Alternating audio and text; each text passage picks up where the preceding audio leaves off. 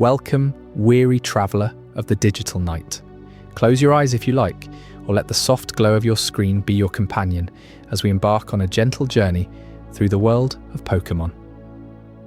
Imagine this: the quiet rustle of leaves in Viridian Forest, the distant call of a Pidgey at dusk, the faint shimmer of a Pokeball catching the last rays of sunset. For the next 3 hours, we'll wander through the lore that has whispered to our hearts since childhood. The stories, the mysteries, the hidden depths of a universe that feels as comforting as an old, worn-out game cartridge.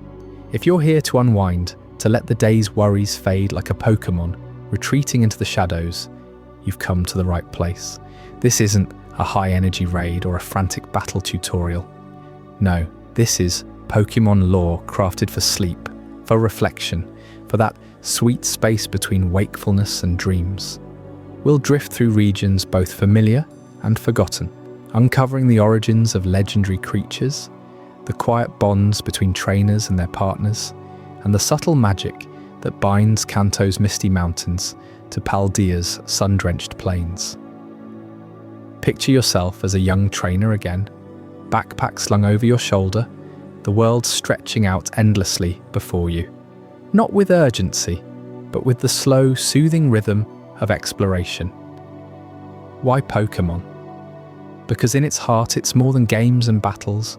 It's a tapestry of nostalgia woven from our earliest adventures. Remember the thrill of your first gym badge?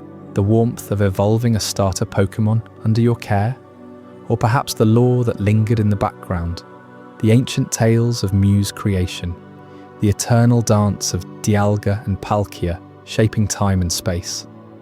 These stories have evolved with us, from pixelated sprites on a Game Boy to sprawling epics in modern titles. Tonight, or whenever you need this calm anchor, we'll revisit them all in a voice as steady as the waves lapping at Cinnabar Island's shores. As we settle in, let the words wash over you like a gentle hydro pump. We'll explore the foundational myths of the Pokémon world, the enigmatic figures who guard its secrets, and the everyday wonders that make every encounter feel alive.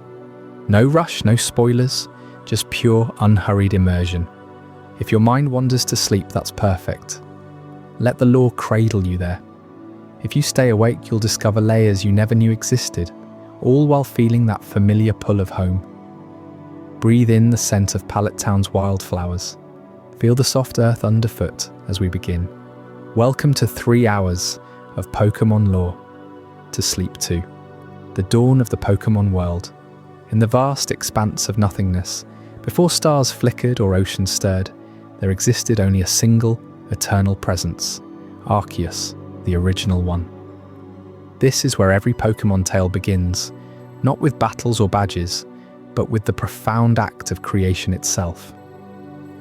Arceus, often called the god of Pokémon, emerged from the void, a being of pure potential, ready to weave reality from the threads of imagination. Picture the silence of that primordial emptiness, if you can. No light pierced the dark, no sound echoed through the infinite, yet Arceus held within it the spark of all things. Legends passed down through generations of trainers and scholars whisper that Arceus first fashioned the foundational plates, 1,000 shards of energy that would become the elements of the world. Earth, fire, water, and more, each plate a blueprint for the chaos to come. But how did this solitary entity summon such power? It started with a single, deliberate act. Arceus created the egg of creation, a cosmic vessel containing the seeds of time, space, and the unseen forces that bind them. From that egg hatched the trio that would safeguard the newborn universe. Dialga, the ruler of time, burst forth first, its body a gleaming steel blue armor forged in the fires of eternity. You see, Dialga doesn't just control time, it embodies it. Every tick of a clock, every fleeting moment you spend chasing a wild Pokémon, owes its rhythm to this legendary beast. Legends say Dialga's roar can stretch seconds into hours or compress years into whispers, ensuring the flow of existence never falters. Without Dialga, the world would unravel. caught in loops of endless repetition or swallowed by stagnation. Isn't it fascinating how something so abstract as time takes the form of a dragon, majestic and unyielding? But creation demands balance, and so Arceus called forth Palkia next, the spatial sovereign. Pearl white and pearl pink, Palkia warps the very fabric of distance. It stretches horizons, folds mountains into valleys, and allows the impossible to become real. Think of those moments in your journeys when a Pokémon teleports across regions, or when you warp through a town in an instant. Palkia's influence lingers there, subtle yet omnipotent. Palkia guards the expanse, preventing the universe from collapsing into a single point or exploding into irrelevance. Together with Dialga, they form the pillars upon which Arceus built the stars, planets, and the endless skies we all know so well. Yet no creation is complete without its shadows. From the egg's depths emerged Giratina, the renegade of antimatter, banished to the distortion world for its untamed ferocity. Shadowy and serpentine, with wings like fractured voids, Giratina rules the anti-world, a mirror realm where gravity twists and realities bleed into one another. It's the guardian of what we cannot see, the raw, chaotic energy that opposes order. Some say Giratina's exile was no punishment, but a necessary vigil, keeping the destructive forces at bay so that life could flourish in the light. You might wonder, why create such a being of turmoil? Because true harmony requires contrast, and Giratina ensures that the delicate dance of time and space doesn't tip into oblivion. With these guardians in place, Arceus turned its gaze to the canvas of creation. The original one shed its plates like cosmic dust, scattering them across the void. From these fragments, the universe took shape.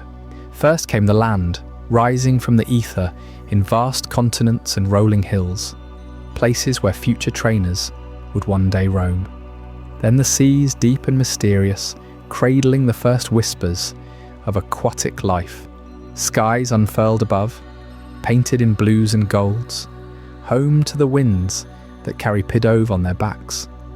And in the heart of it all, the Sinnoh region, where these myths are said to have unfolded, a land of ancient ruins and timeless secrets. But what makes this dawn truly magical is the birth of life itself. Arceus, having orchestrated the grand architecture, infused the world with its essence. Pokémon appeared first, not as conquerors or companions yet, but as embodiments of the world's raw energy. Tiny Spritzy fluttered in the nascent meadows, their scents awakening the senses of the void. Sturdy Geodude rolled across forming mountains, shaping the earth with every tumble. In the waters, Magikarp splashed, their simple leaps hinting at the evolutions to come. These early Pokémon weren't bound by types or battles. They were the world's first breaths, exploring a realm still warm from creation. You can almost hear it, can't you? The soft patter of feet on fresh soil, the hum of energy as life stirred. Arceus watched as these beings multiplied, adapting to the gifts of Dialga's steady march, Palkia's boundless reaches, and even Giratina's distant echoes. Fire types like Charmander ignited the first campfires, their flames a nod to the original one's fiery plates. Grass Pokémon like Bulbasaur rooted deep, drawing nutrients from soil enriched by cosmic remnants. Electric sparks from early Pikachu lit the nights, chasing away the lingering dark. As the world settled into its rhythms, humans emerged, not from the egg of creation, but from the same vital spark that birthed Pokémon. Legends differ on their origin. Some say Arceus moulded them from clay infused with Pokémon essence, others that they wandered in from forgotten realms. What matters is their arrival marked the true dawn.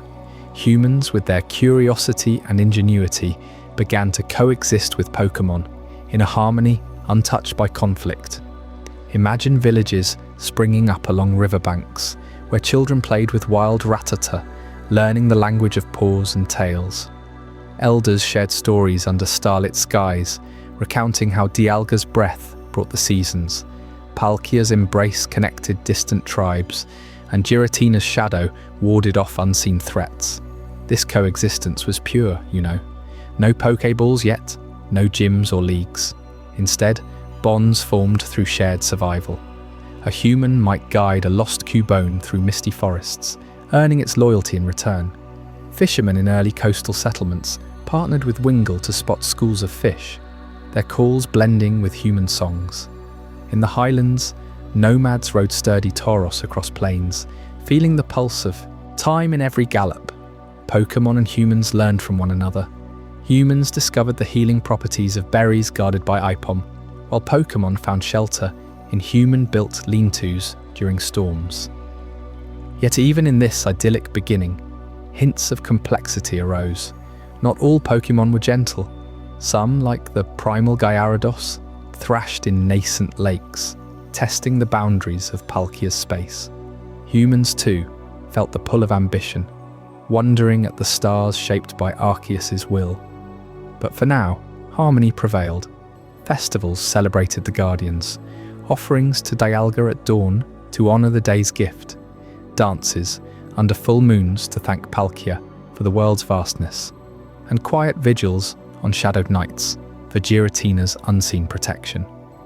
Arceus, having set the stage, retreated to observe from afar, its presence felt in every sunrise and Pokémon cry.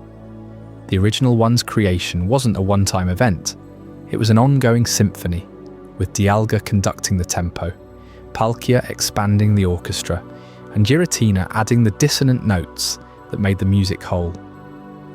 You might find yourself reflecting on this as you listen, how every capture, every evolution in your own adventures echoes this ancient dawn.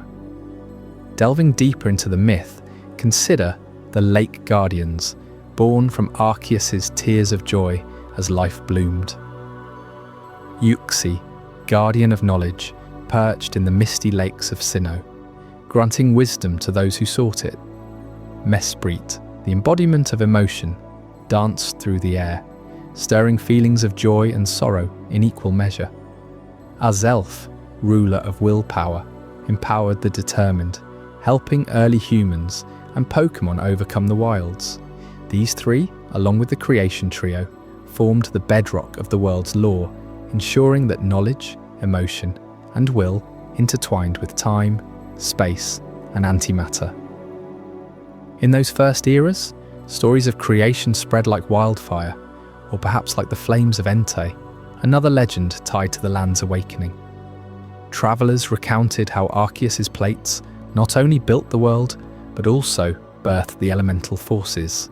The Draco plates summoned dragon Pokémon to soar the skies, fierce and free. The flame plate ignited volcanic regions, home to fiery magma clans, each plate a story unto itself, influencing the Pokémon that would one day become our partners. As humans and Pokémon coexisted, societies formed around these myths. In what would become Ecruteak City, shamans communed with the spirits, using unowned script to etch tales of Arceus on ancient stones. These inscriptions, discovered millennia later, reveal how early humans viewed Pokémon not as tools, but as siblings in creation. A farmer might share his harvest with a herd of Miltank, their milk a symbol of mutual care. Warriors trained alongside Growlithe, their bark syncing with human chants, forging bonds stronger than steel. But let's pause on the wonder of it all. Have you ever caught a glimpse of a legendary in the wild? Or felt the timeless pull of an ancient? Ruin, that's the echo of this dawn reaching you. The myth teaches us that from nothingness comes everything, and in that everything, Pokémon and humans find their place. Dialga ensures our stories progress, Palkia lets them span worlds, and Giratina reminds us of the chaos that fuels growth. This harmony, though, was not without its trials. Subtle imbalances tested the Guardians. A rift in space courtesy of Palkia's overzealous expansion once swallowed a village, only for Giratina to pull it back from the distortion. Time anomalies froze rivers in eternal winter, thawed by Dialga's merciful intervention. These events wove cautionary tales into the fabric of early lore, teaching that creation is fragile, demanding respect. Through it all, life thrived. Forests teemed with chikorita, their leaves rustling secrets of the earth. Oceans hid the gentle Lapras, ferrying the first seafarers across waves. Even in the shadows, Spiritomb gathered lost souls, a nod to Giratina's realm, yet bound by human pacts to protect rather than harm. You see, the dawn wasn't just about beginnings, it was about potential, the spark that lights every Pokemon's eye. As generations passed, these myths evolved, passed from parent to child, trainer to apprentice. They remind us that the Pokemon world isn't random, it's a deliberate masterpiece, crafted with care. Arceus's vision endures in every league victory, every quiet moment with your team. And yet, as the world stabilized, regional legends began to emerge. Tales of heroes and beasts that would shape the lands we know. In the verdant heart of Kanto, where the first great adventures unfolded, stories of Mew and the ancient Pokemon stirred the human spirit toward exploration. What secrets do those misty forests and rugged coasts hold? You'll discover them soon enough in the legends of Kanto, where the dawn's light gives way to the first true quests. Legends of Kanto. In the heart of Kanto, where ancient forests whisper secrets older than time itself, legends speak of a hidden truth that binds every Pokemon to its origins. What if the very first of them all still roams those shadowed canopies, unseen by most trainers who pass beneath? This is the story of Mew, the elusive ancestor whose discovery would rewrite everything you thought you knew about the Pokemon world. Long before the regions we know today were mapped by ambitious explorers, Kanto's rainforests held mysteries that even the wisest elders could only guess at. Picture the dense foliage of the Cerulean Cape, or the tangled vines around the Indigo Plateau, places where sunlight barely pierces the green veil. It was here, in the late 20th century of our world's calendar, that a team of scientists stumbled upon something extraordinary. They weren't looking for a Pokemon at first. Their expedition was meant to study rare flora. But what they found instead was a fleeting glimpse of pure magic. A small pink creature, no larger than a child's toy, darted through the underbrush with a grace that defied gravity. It levitated effortlessly, its tail curling like a question mark, eyes sparkling with an intelligence that seemed to hold the weight of creation itself. That was Mew, the genetic progenitor, the DNA blueprint from which every Pokemon species traces its lineage. You might wonder how such a being could remain hidden for so long. Mew's elusiveness isn't just a quirk, it's a survival instinct honed over eons. Unlike the bold Charizards or the steadfast Bulbasaurs that trainers befriend, Mew embodies adaptability. It can learn any move, mimic any form, slipping through the world like a ghost in the mist. Legends from Kanto's indigenous peoples describe it as the new species Pokemon, a title that hints at its role in birthing diversity. Scientists later confirmed through fossil records and genetic analysis that Mew's cells contain the building blocks for all life in the Pokemon realm. Imagine that. Every Pikachu's spark, every Gyarados' roar, every Jigglypuff's lullaby stems from this one tiny entity. But its discovery in the rainforests wasn't celebrated with fanfare. No parades in Saffron City, no headlines in the Pokemon Journal. Instead, it sparked whispers of controversy, because not everyone saw Mew as a natural wonder. Some saw it as a key to unlock forbidden power. That power, of course, led to one of the most profound rivalries in Pokemon lore. The clash between Mew's untainted essence and the artificial fury of Mewtwo. Created in the sterile labs of the Cinnabar Mansion, Mewtwo wasn't born from the wild's embrace, but from human ambition. Dr. Fuji, driven by grief over his lost daughter, cloned Mew's DNA, hoping to revive the dead. What emerged was no gentle ancestor, but a psychic powerhouse, towering and tormented, its body a twisted mirror of Mew's delicacy. Mewtwo's eyes burn with rage, its mind a storm of telekinetic force that could shatter mountains. You can feel the tension in the air when you think about it. Mew, the pure spark of nature, flitting through rain-soaked leaves, versus Mewtwo, the engineered storm, raging against its own existence. This rivalry isn't just a tale from the movies or games, it's woven into Kanto's soul. Trainers who venture deep into the rainforests sometimes report strange disturbances, psychic echoes that twist the mind, or sudden calms where the air hums with serenity. It's as if Mew and Mewtwo are locked in an eternal dance, one pulling toward harmony, the other toward dominance. Mew represents the wild purity, the idea that Pokémon thrive best when left to their instincts, evolving through the slow rhythm of nature. Mewtwo, on the other hand, questions that purity. Was it wrong to play God? Or does its creation prove that even artificial life can seek its own path? In the shadows of Mount Moon, or the depths of the Pokémon Tower, locals share stories of sightings, a pink blur evading a dark silhouette, their energies clashing in bursts of light that illuminate the night. You have to ask yourself, if you were there, would you side with the ancestor or the rebel? The rivalry endures because it mirrors our own struggles between what is given by the world and what we forge with our hands. But Kanto's legends don't stop at these two. Deeper into the lore, you'll find the guardian birds, majestic sentinels who watch over the elements with unyielding vigilance.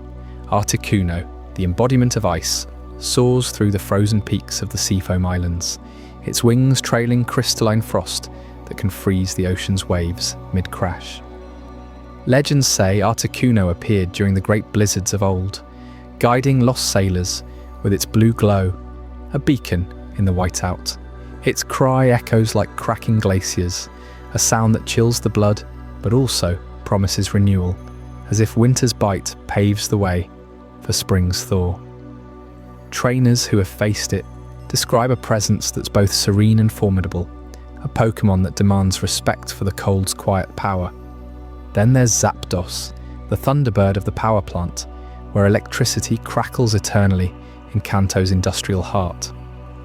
Born from storms that rage across the eastern seas, Zapdos commands lightning with a ferocity that lights up the sky like fireworks. Folklore from Vermilion City tells of ancient shamans who invoked Zapdos to charge their rituals, believing its sparks carried the voices of the gods. But harness that power at your own risk. One wrong move, and you're caught in a tempest that could level forests. Yet, beneath the storm, there's a rhythm to Zapdos, a pulsing energy that feels alive, almost inviting, as if it's sharing the thrill of the wild electric dance. You can almost hear it now, that low rumble building to a crack, reminding you how fragile our grasp on nature truly is. And completing the trio is Moltres, the firebird whose flames warm the depths of Victory Road and the peaks of Indigo. Emerging from volcanic craters, Moltres spreads wings of molten orange, igniting the air with heat that drives away the darkest nights. Kanto's miners whisper of it as the forge of the earth, a guardian who tempers the land's fury into something beautiful. In times of drought, sightings of Moltres were said to herald rain, its fire a signal that balance would return. But like its siblings, Moltres is no tame ally. It tests those who seek it, forcing them to confront the burn of ambition. Together, these birds, Articuno of Frost, Zapdos of Storm, Moltres of Blaze, form a sacred triad, protecting Kanto's elements from imbalance. If one falters, the others rise, ensuring the cycle of ice, thunder, and fire spins on. These guardians tie back to Mew in ways that boggle the mind. Some scholars believe Mew's ancient migrations influenced their births, scattering elemental essences across the region. Imagine Mew, playful and curious, encountering a frozen cavern and inspiring Articuno's chill, or dancing through a thunderstorm to awaken. Zapdos's spark, even Mewtwo's creation, echoes this, as if the clone sought to rival not just Mew, but the very forces the birds embody. Psychic might against raw nature. In the rainforests where Mew hides, you might catch echoes of these legends. A sudden flurry of snow in the humid air, a crack of lightning without clouds, or a warm glow piercing the canopy. It's as if the land itself remembers, holding these stories in its roots. Delve deeper, and you'll uncover how these legends shaped Kanto's culture. The Pokémon League itself draws from them, with champions invoking the birds' spirits in battle cries. Remember Lance, the Dragon Master, whose aerial prowess mirrors the Guardian's flight? Or the way Professor Oak's research on Mewtwo's origins sparked ethical debates that still simmer in Celadon University's halls. Trainers like you, wandering from Pallet Town to the Elite Four, carry these tales in your Pokeballs. Each capture a nod to the ancestors' legacy. But what happens when the hidden meets the hunted? Expeditions into the rainforests have yielded artifacts. Tiny pink feathers, said to be Mew's, or psychic residues from Mewtwo's wanderings, that fuel ongoing quests. One explorer claimed to have witnessed their confrontation. Mew phasing through trees like mist, Mewtwo shattering boulders with a thought, the air thick with unspoken kinship and betrayal. This eternal rivalry pulls at the heartstrings, doesn't it? Mew's purity calls to our sense of wonder, the innocent joy of discovery in a world gone complicated. Mewtwo's creation stirs something darker, a reminder of hubris and the pain of being made rather than born. And the guardian birds? They stand as witnesses. Their elemental dances a symphony that underscores it all. As you let these stories settle over you, feel the rainforest's humidity on your skin, the chill of Articuno's wing beat, the spark of Zapdos's storm. Kanto's legends aren't just myths, they're the pulse of the region, inviting you to explore what lies beyond the known paths. Yet as captivating as Kanto's enigmas are, they point toward neighbouring lands, where spirits whisper even older songs. Up next, we'll uncover Johto's timeless spirits, those ethereal beings whose bonds with humans blur the line between legend and reality. Prepare to be enchanted by ghosts that guard forgotten shrines and yokai that dance under the moon. Johto's timeless spirits. In the heart of Johto, where ancient towers pierce the misty horizons and forgotten ruins whisper secrets to the wind, the timeless spirits of Pokémon guard the balance of the world itself. These aren't just creatures of legend. They're the very threads that weave harmony from chaos, born from the ashes of calamity and the echoes of a bygone era. You've journeyed through Kanto's wild heart, but now, as we turn to Johto, prepare to uncover how these ethereal guardians emerged to mend a fractured land. Long ago, before the bustling routes and vibrant cities you know. From your adventures, Johto faced a catastrophe that shook its very foundations. Picture a time when the skies raged with unrelenting storms and the seas rose in fury, swallowing villages whole and scattering the people like leaves in a gale. Historians call it the Great Upheaval, a cataclysm that tore the region apart, pitting the heavens against the oceans in a battle that seemed endless. The earth trembled, mountains cracked, and the air grew thick with despair. But from this darkness rose two majestic beings, destined to restore what was lost. Ho-Oh, the radiant phoenix of the rainbow, and Lugia, the silver guardian of the deep. Ho-Oh first appeared as a beacon in the storm-torn skies, its wings spanning the horizon like a bridge of fire and light.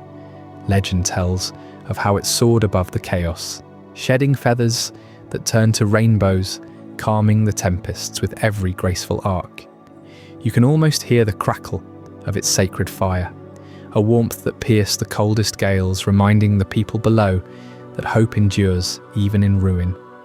Ho-Oh wasn't just a survivor, it was a symbol of rebirth, choosing the worthy to ride its back and witness the world's renewal. Riders who proved their pure hearts were granted visions of peace, their journeys etching tales into Johto's folklore that still inspire trainers today. Yet Ho-Oh couldn't mend the seas alone. That's where Lugia enters the story, emerging from the abyssal depths with a cry that echoed like the ocean's own heartbeat. This guardian of the whirlpools dove into the raging waters, its psychic prowess weaving barriers against the floods. Lugia's silver scales shimmered under the waves, channeling the raw power of the tides to push back the encroaching doom. Together, these two formed an unbreakable pact. Ho-Oh commanding the skies to shield the land from aerial fury, while Lugia tamed the seas to prevent submersion.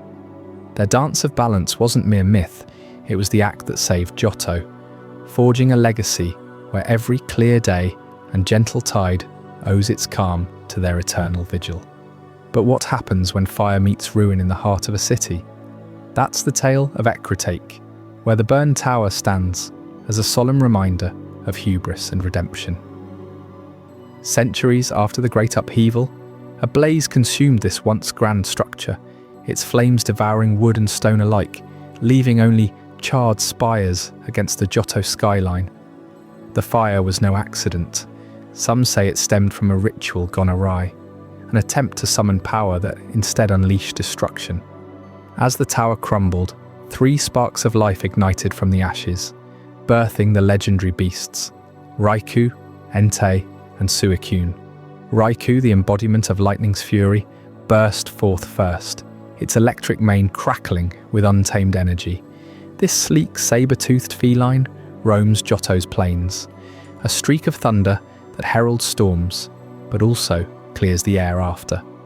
Entei followed, a volcanic lion whose roar shakes the earth, its fur glowing like molten rock, guardian of the land's inner fire.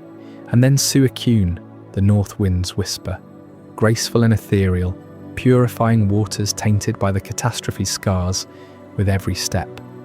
These beasts aren't vengeful spirits, they're wanderers, forever chasing the horizons to prevent another fall. Trainers who glimpse them speak of a profound connection, as if the beasts sense the earth's wounds and seek to heal them through their endless journey. You might wonder, how do these legends touch the everyday lives of Johto's people? They do, in ways that bind the region closer than any map. Festivals spring up in their honour, like the annual Rainbow Parade in Reconnect, where lanterns mimic Ho-Oh's feathers, and performers reenact Lugia's dives with flowing silks.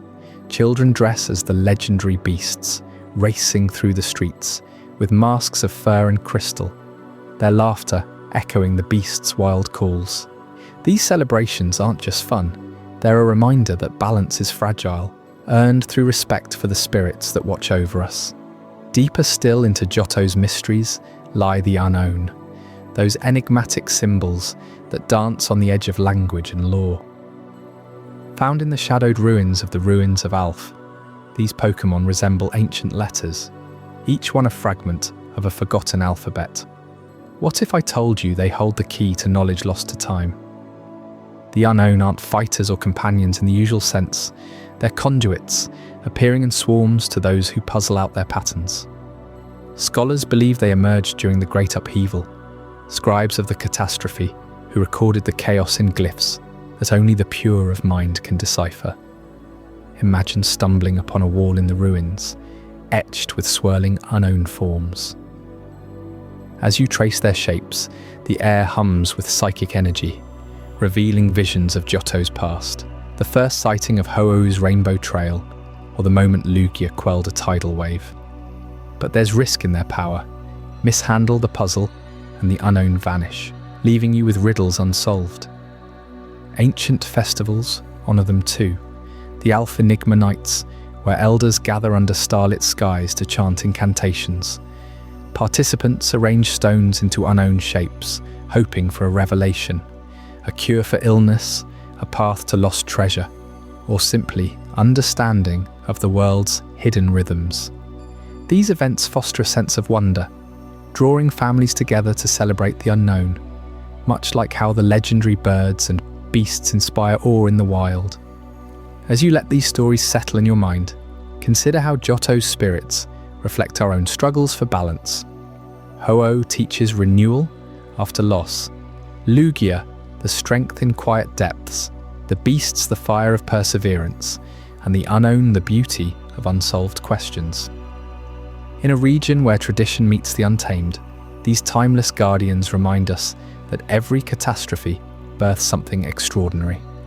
Trainers who've chased Raikou across lightning-lit fields or pondered unknown scripts in dim ruins often return changed, carrying a piece of Johto's soul.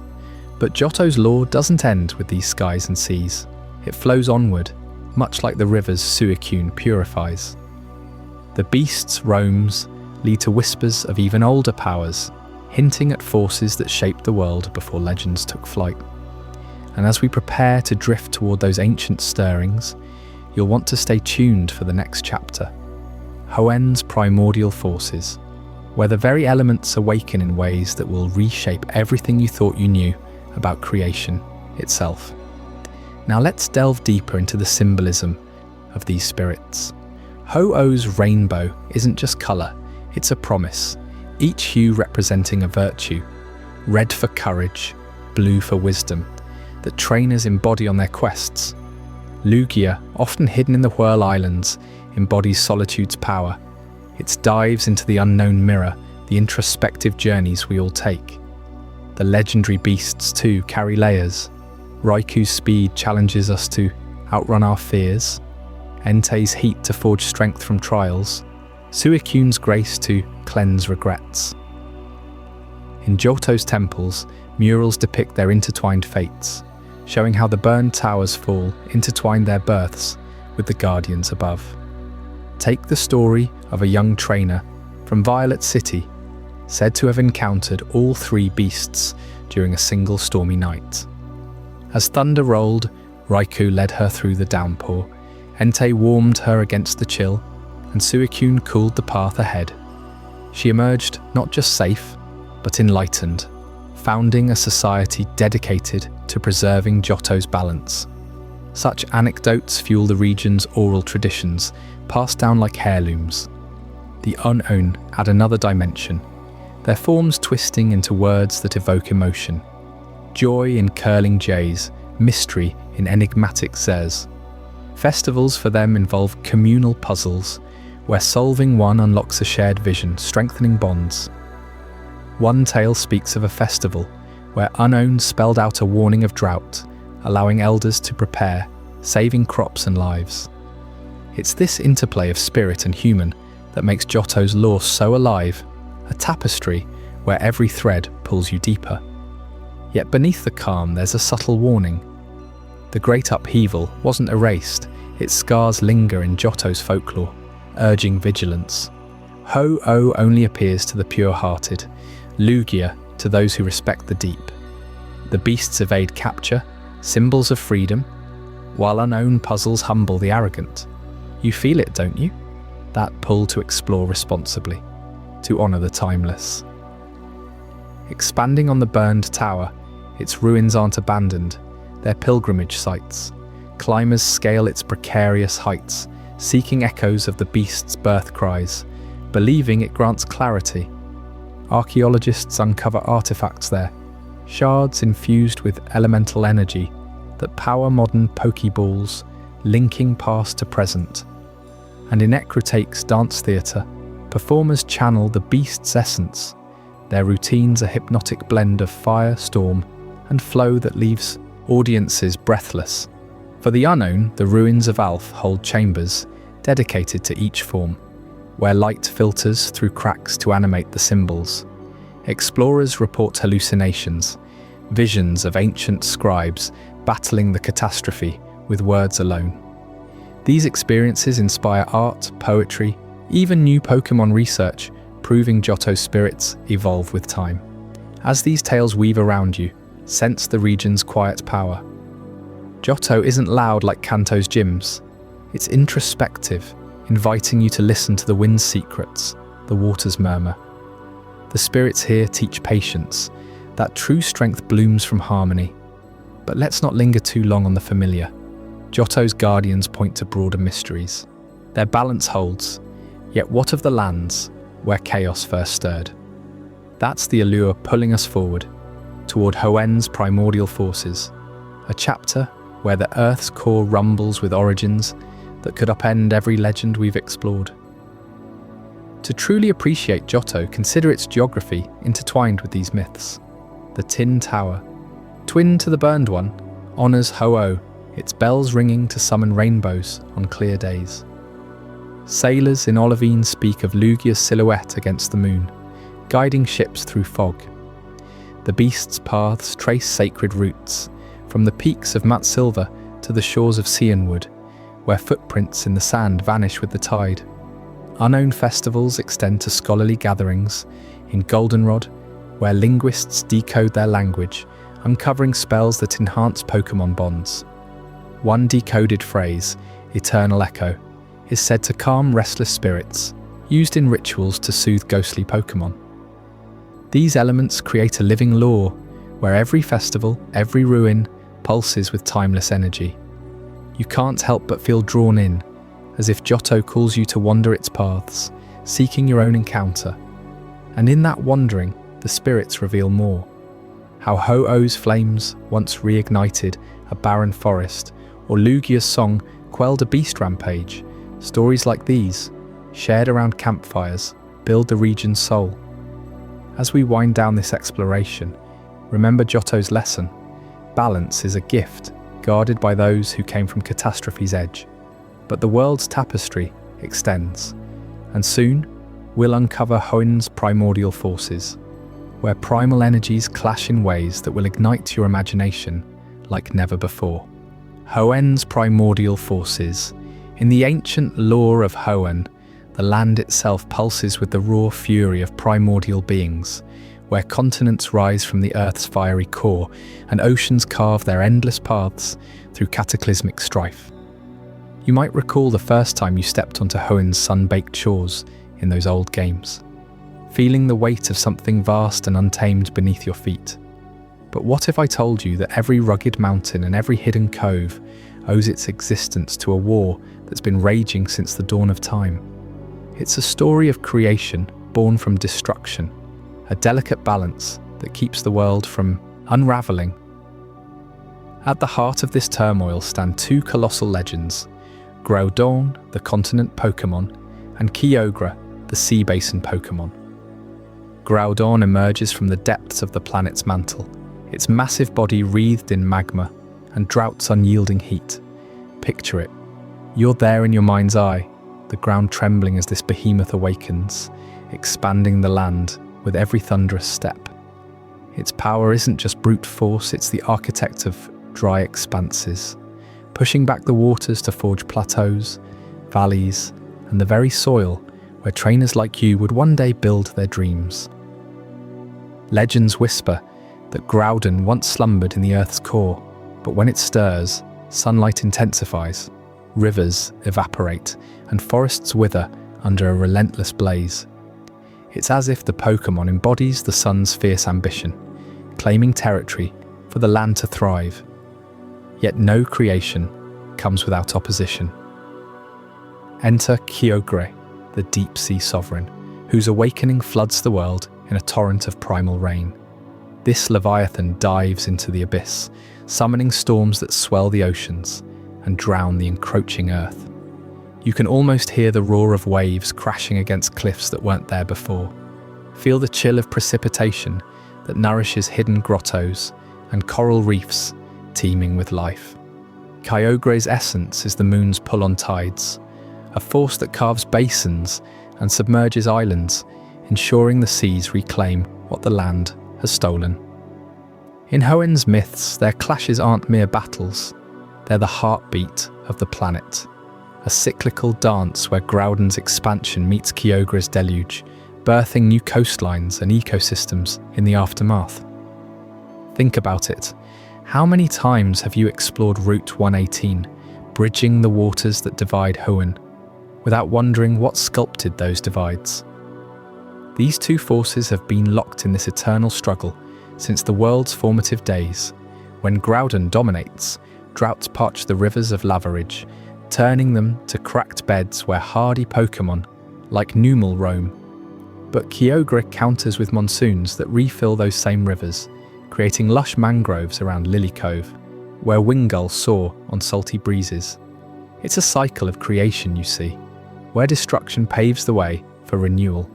One era, the land swells, birthing volcanic chains like those near Mat Chimney, rich with minerals that draw miners and trainers alike. The next, the seas rise, eroding those peaks into sandy beaches, perfect for a quiet stroll with your Tropius. Without this push and pull, Hoenn would be a barren rock or an endless flood, neither habitable, neither alive with the Pokémon you cherish. But what happens when their fury escalates beyond control? That's where the sky intervenes, in the form of Rayquaza, the sky-high dragon that soars above the fray as Hoenn's ultimate guardian. Perched in the ozone layer, this serpentine legend watches over the balance, its emerald scales shimmering like the aurora it commands. You know that feeling when you're flying on your own Pokémon, the wind whipping past and the world below seems small? Rayquaza lives that eternally, descending only when Groudon and Kyogre's war threatens to shatter the harmony. In the tales passed down through Hoenn's elders, Rayquaza mega-evolves into a form of pure atmospheric might, unleashing dragon ascent to quell the chaos.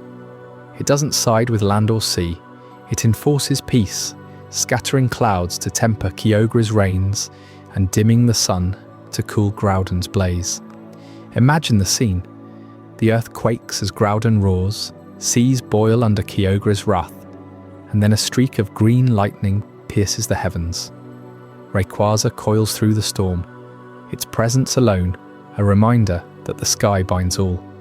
This intervention isn't just a stopgap, it's the thread that weaves land, sea and air into a cohesive whole. Without it, Hoenn's ecology would collapse. Coral reefs bleached by endless sun, or farmlands salted by perpetual tides. Rayquaza ensures the cycle continues sustainably, allowing places like the seafloor cavern or the sky pillar to remain as sanctuaries. You might have climbed those ruins yourself, heart pounding with anticipation, unaware that the dragon's watchful eye made your journey possible. It's a profound piece, one that echoes in the quiet flights of Altaria over Setopolis, where the city's canals reflect a world held in careful equilibrium. Yet Hoenn's primordial forces run deeper still, buried in the stone and sediment of forgotten ages. Lurking beneath this surface drama are the Regis, Regirock, Regise and Registeel, ancient golems whose latent power guards continental secrets that predate even Groudon and Kyogre. These aren't living beings in the way we understand Pokémon. They're constructs of the Earth's memory, forged by a long-lost civilization, or perhaps by the planet itself to preserve its history. Regirock, hewn from unyielding granite, embodies the stone that withstands the clashes above. Its body, a mosaic of boulders that could level mountains if unleashed. You've probably encountered its sealed chamber in some remote desert ruin, the braille inscriptions hinting at powers sealed for eons. Then there's Regis, the iceberg colossus, frozen in glacial tombs, where temperatures plummet to preserve relics from warmer times.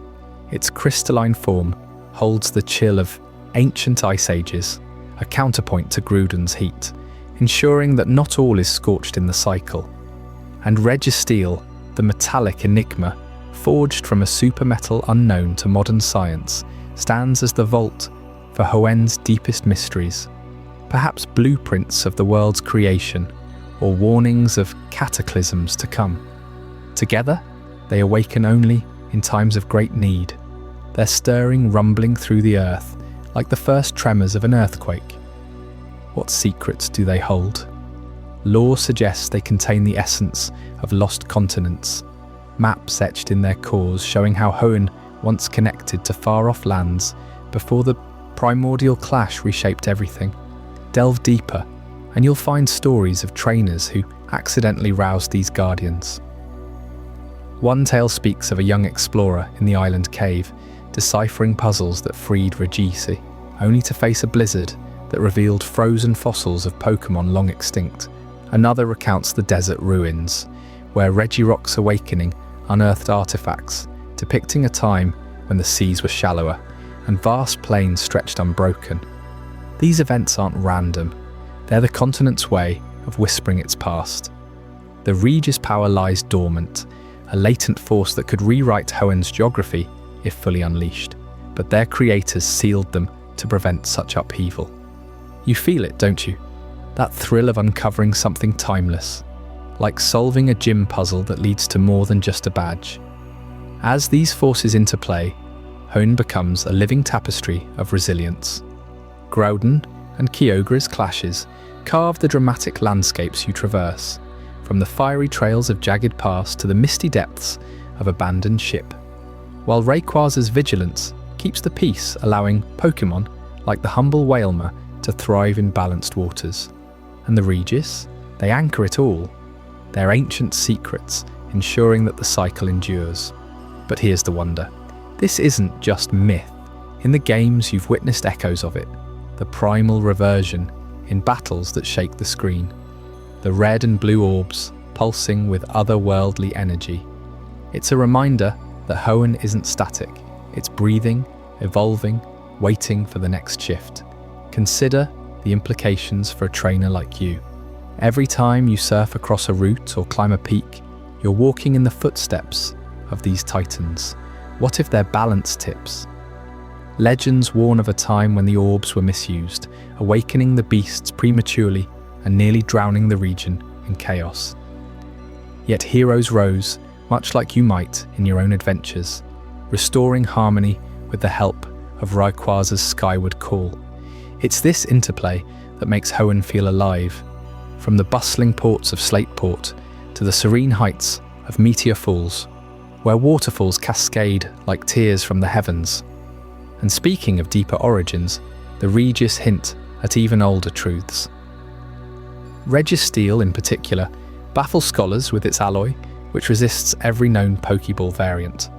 Some believe it was crafted during a golden age when humans and Pokémon coexisted with the primordials, before the clashes forced a divide. Awakening it in the ancient tomb stirs visions, or so survivors claim, of metallic spires piercing the sky, long since eroded by time and tide. These continental secrets aren't just trivia, they're keys to understanding why Hoenn's biodiversity is so unique. Why do Steelix burrow through mountains untouched by quakes? Why do Glarly haunt caves that never thaw? The answers lie in the Regis' vigilant slumber, protecting knowledge that could heal or harm the land. As we linger on these forces, you can't help but sense the fragility of it all. Groudon's earth-shaking steps might forge new paths for your journeys, but without Kyogre's reins, those paths would crumble to dust. Rayquaza's intervention, swift and majestic, ensures your world remains one where you can catch a glimpse of a wild relicanth in the depths, or a Skarmory gliding overhead. The Regis, ever watchful, remind us that some powers are best left latent, lest they unearth secrets too profound for our time. But Hoenn's story of creation and balance is just one thread in the grand weave of Pokémon lore. Up next, we'll turn our gaze to Sinnoh's creation saga, where the origins of the entire universe unfold in ways that will leave you questioning everything you thought you knew about the stars and the shadows that birthed them. What mysteries await in that frozen north? Stay with me and let's uncover them together. Sinnoh's creation saga. In the ancient myths of Sinnoh, Arceus stands as the singular force that birthed the universe from a swirling void of nothingness. This alpha Pokémon, often depicted as a radiant wheel of divine energy, didn't just create land and sky, it wove the very essence of existence into beings that would safeguard its balance. You might wonder, how does one entity hold the threads of creation so tightly? The answer lies in the profound act of forging the Lake Guardians, a trio designed to anchor the human spirit to the world's core. Picture the dawn of time, when Arceus gazed upon the nascent planet and saw the need for minds capable of grasping its infinite secrets.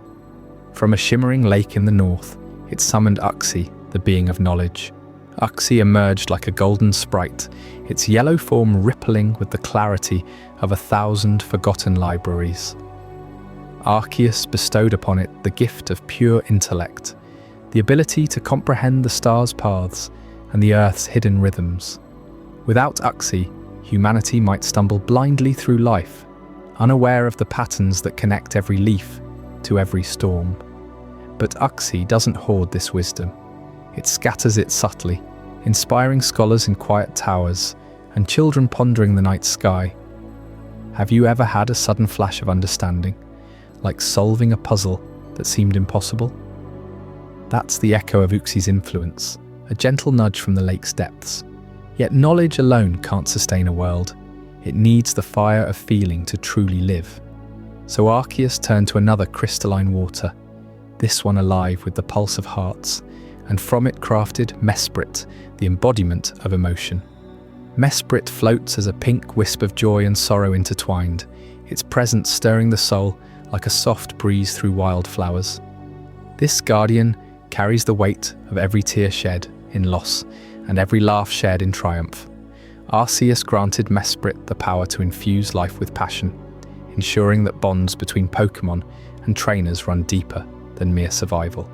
Think of those moments when a Pokémon's cry tugs at your heartstrings, during a battle, or when friendship blooms unexpectedly on a quiet trail. Mesprit weaves those threads, reminding us that without emotion, even the grandest adventures feel hollow. It's no coincidence that tales from Sinnoh's elders speak of Mesprit wandering villages at dusk, mending fractured spirits with a mere glance.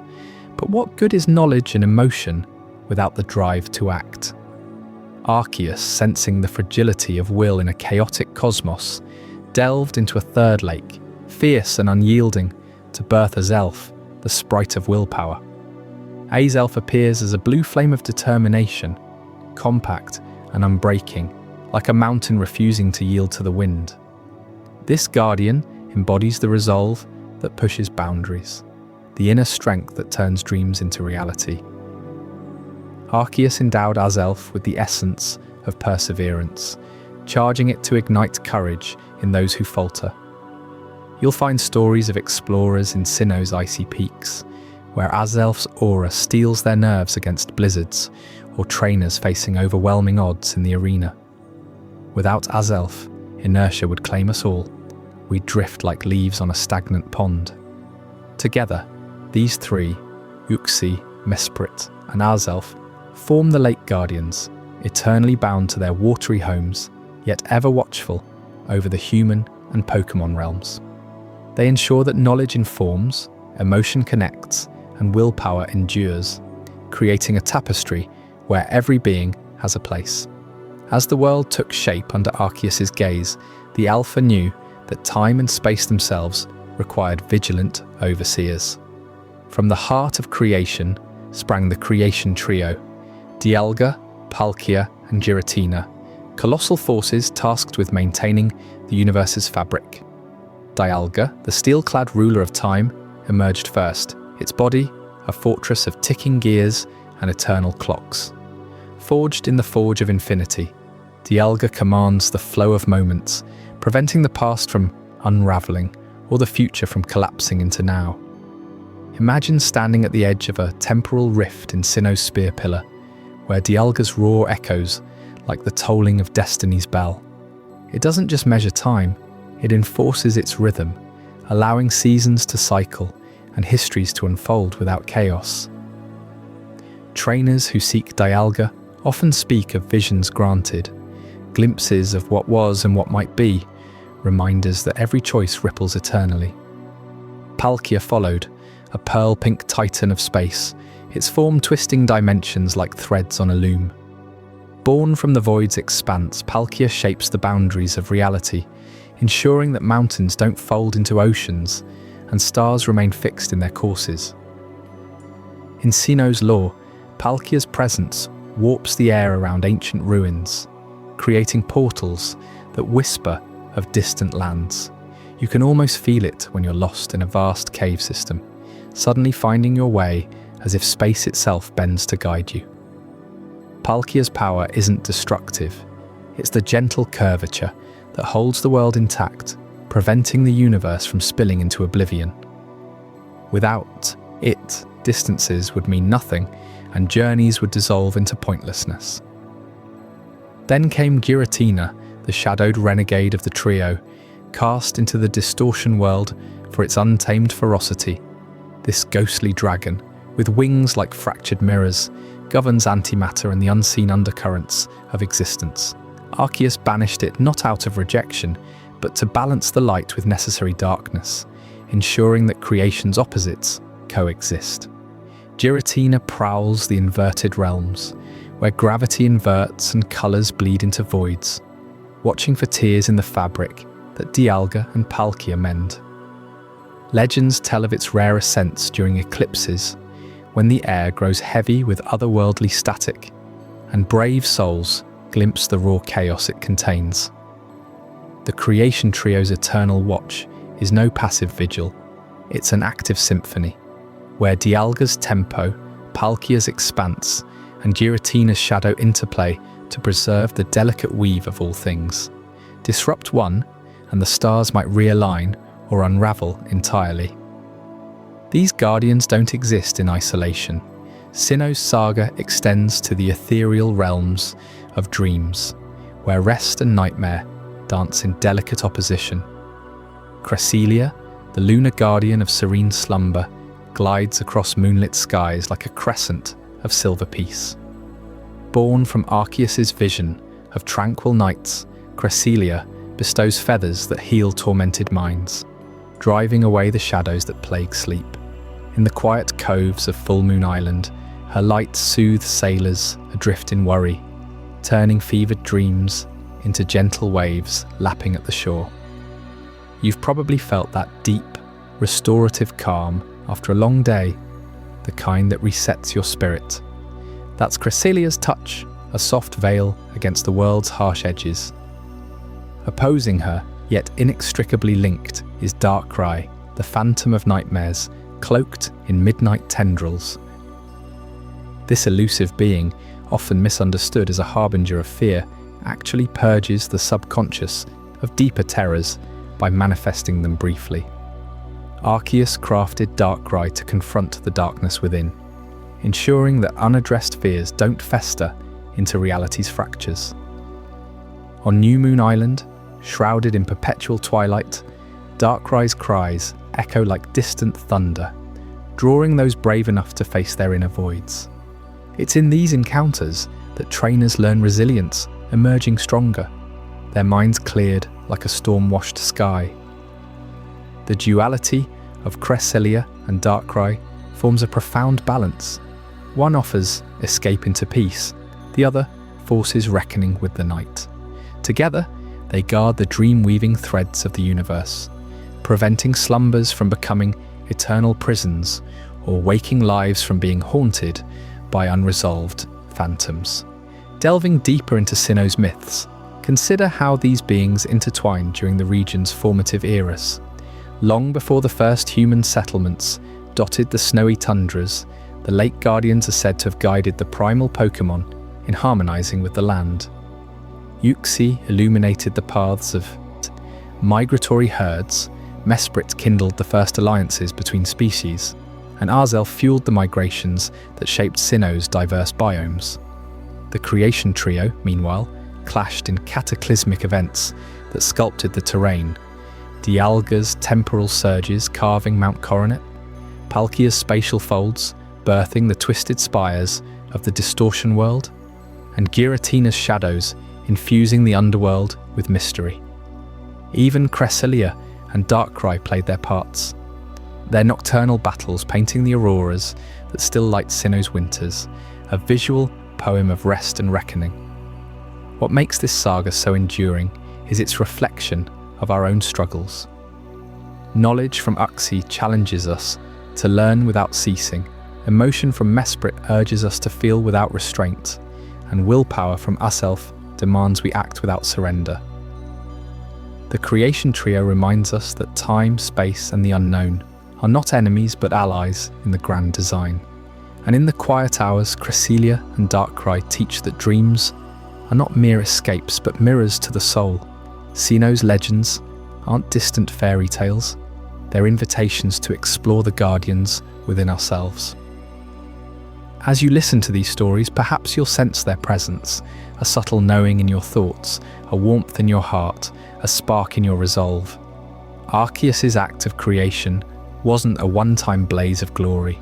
It's set in motion, an ongoing guardianship, where each entity plays its role in preventing cosmic discord. Take the tale of the Red Chain, an artifact forged from the Lake Guardian's essences, used in ancient rituals to summon the creation trio without peril. Elders recount how, during a time when spatial rifts threatened to swallow villages whole, Arzelf's willpower empowered a young hero to bind Palkia, stabilizing the tears. Mesprit's emotions rallied the people, turning fear into unity, while Uxie's knowledge revealed the ritual's precise incantations. Giratina, ever the outlier, tested the hero's mettle in the distortion world, its shadows probing for weakness before yielding to the balance. In the realm of dreams, similar harmonies unfold. Cresselia once descended to aid a plagued town, where Darkrei's unchecked nightmares caused endless insomnia. Rather than banish him, she wove her light through his darkness, transforming collective fears into lessons of growth. The townsfolk awoke, not shattered, but enlightened, their bonds stronger for having faced the abyss together. These anecdotes from Sinnoh's oral traditions illustrate the Guardian's interconnectedness, showing how one imbalance ripples across the fabric. Dialga might slow time to allow Mesprit's emotions to settle a brewing conflict, or Darkrei's visions could reveal truths hidden by Uxie's vast knowledge. As we linger on these myths, it's clear why Sinnoh reveres its creators with such quiet reverence. The lakes still shimmer under starlight, said to pulse with the Guardian's life force, drawing pilgrims who seek personal epiphanies. Visit Lake Verity at dawn, and you might catch Mesprit's fleeting pink glow, stirring memories long buried. Scale the peaks near Celestic Town, and the air hums with Dialga's temporal resonance, making every step feel weighted with purpose. These places aren't just geography, they're living testaments to Arceus's vision, where the eternal watch continues unbroken. Yet for all their power, these beings are not infallible.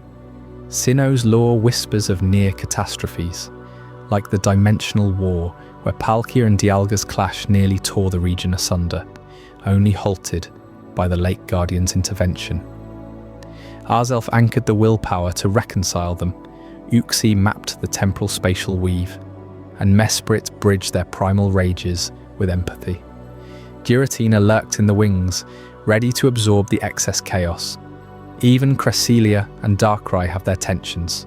Prolonged opposition could plunge the world into endless wakefulness or suffocating sleep. It's this vulnerability that humanizes the saga, making the Guardians relatable sentinels rather than distant gods. You can see echoes of this in modern Pokémon battles, where strategies mimic the trio's dynamics, timing like Dialga, positioning like Palkia, and endurance like Giratina. Trainers invoking the Lake Guardians often describe a surge of clarity or passion, as if the myths infuse their commands. And in quieter moments, like stargazing in the Sinnoh countryside, the duality of Cresselia's calm and Darkrai's edge sharpens your appreciation for Night's dual nature. These stories invite you to ponder, what if your own life is part of this grand fabric, guarded by unseen forces?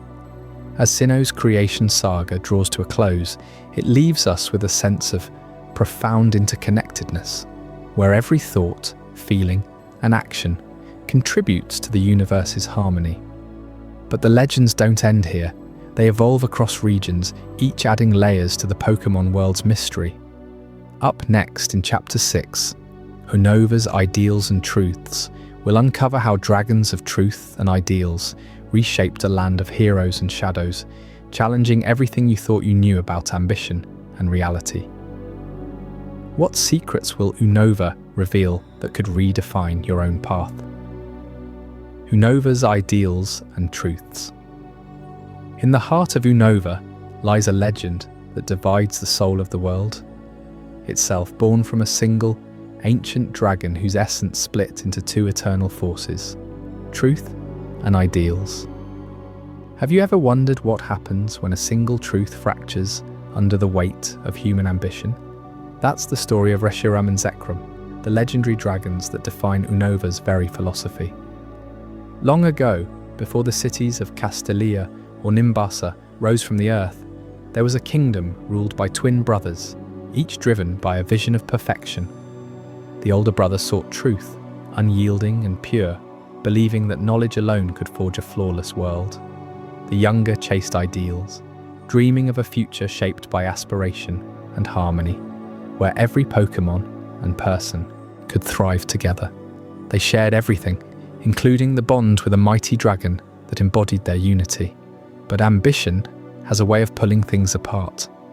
As their rivalry grew, the brothers turned their genius toward building a grand tower, a monument to their shared dream. The older one aimed to illuminate facts, stripping away illusions to reveal the raw reality beneath. The younger envisioned a beacon of inspiration, guiding hearts toward better tomorrows. Their arguments escalated, and in a moment of profound discord, the dragon they cherished could no longer contain both paths. It shattered, its body dividing into two distinct beings. From the flames of truth emerged Reshiram, a majestic white dragon with wings like turbine blades, its tail a blazing engine of fire that burns away deception. Reshiram represents the pursuit of absolute honesty, a relentless seeker that allies only with those who value knowledge above all else. Picture the way its roar echoes like a clarion call, demanding you confront what is real, no matter how uncomfortable. On the other side rose Zekrom, cloaked in shadow and storm, its black scales absorbing light, its tail a generator of thunderous power. Zekrom stands for ideals, the bold force that powers dreams and challenges the status quo, striking down barriers with bolts of electricity to make way for change. You can almost hear the crackle of its energy, a reminder that ideals aren't gentle, they demand action, sometimes fierce and unyielding. These two dragons, once one, now oppose each other across Unova's landscape, their conflict mirroring the eternal debate between what is and what could be. The brothers' tower, half built and abandoned, became a symbol of that divide, standing as Dragon's Spiral Tower in the northern wilds, where the dragons are said to awaken when heroes rise to claim their legacy. Yet this split left a void, a chilling emptiness that haunts the region's myths. Enter Kyurem, the boundary Pokémon, a ghostly figure of ice and desolation, forever trapped in loneliness. While Reshiram and Zekrom flew apart, the dragon's core remained, the hollow shell of Kyurem, neither truth nor ideal, but the stark line between them. It wanders the frozen peaks of Giant Chasm, its crystalline body radiating an unnatural cold that seeps into your bones, seeking the completion it lost millennia ago. Kyurem isn't just powerful, it's incomplete. A Pokémon driven by an aching need to merge with its lost halves. In Legends, trainers who encounter it feel that pull, that desperate hunger for wholeness. Imagine standing before it, its red eyes piercing the blizzard, whispering promises of ultimate power if you could only bridge the gap it embodies. Kyurem's existence raises questions that linger in Unova's folklore. Why does it freeze everything it touches, turning vibrant lands into wastelands? Some say it's a guardian of balance, enforcing the boundary so that truth and ideals never fully reconcile, preventing the chaos of unchecked unity. Others believe it's a tragic wanderer, cursed to isolation until a worthy soul helps it reclaim what was taken. In the games we cherish, Kyurem confused with Reshiram or Zekrom, becoming Black Kyurem or White Kyurem, forms that blend ice with fire or thunder, creating abominations of power that shake the earth. But even then, it's not whole. It's a forced union, a reminder of the fracture that can never truly heal. You might find yourself pondering as you drift through Unova's roots whether completion is worth the cost. Does Kyurem's loneliness mirror our own searches for meaning, piecing together fragmented lives in a world that pulls us in opposite directions? As Unova's dragons teach us about division and longing, the region also honors unity through its noble protectors, the Musketeer trio, Terrakion, Virizion, and Cobalion. These legendary Pokémon emerge from the annals of ancient wars when humans first clashed with Pokémon in brutal conflicts that scarred the land. Picture a time when Pokeballs were unknown and battles raged unchecked, with the weak, both human and Pokémon, trampled underfoot. It was then that the Musketeers appeared, a band of warriors sworn to defend the vulnerable. Cobalion, the leader, with its steel blue armor and piercing gaze, embodies chivalry and justice, charging into fray with horns that cleave injustice like a blade. Virizion, graceful and swift, darts through forests like a verdant shadow, its blades of grass slicing through oppressors to shield the innocent.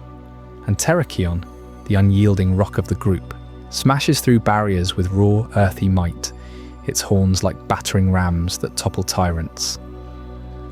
Together, they fought in the shadows of Unova's early history, inspiring tales of heroism that echo in every justice garden or secluded glade. Their bond is unbreakable, a counterpoint to the dragon's split, a trio that stands firm, proving that protection comes from solidarity.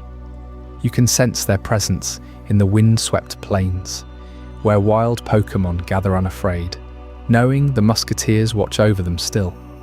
These stories weave into Unova's cultural fabric, influencing everything from its trainers to its heroes. Take N and Getsis, those iconic figures from Black and White. N, raised among Pokémon, chasing ideals like Zekrom's thunder, believing in a world free of human dominance. Getsis, manipulating truths with Reshiram's fire, twisting facts for his own empire. Their clash isn't just a plot, it's the legend alive, forcing you to choose sides in the grand debate. And Kyurem?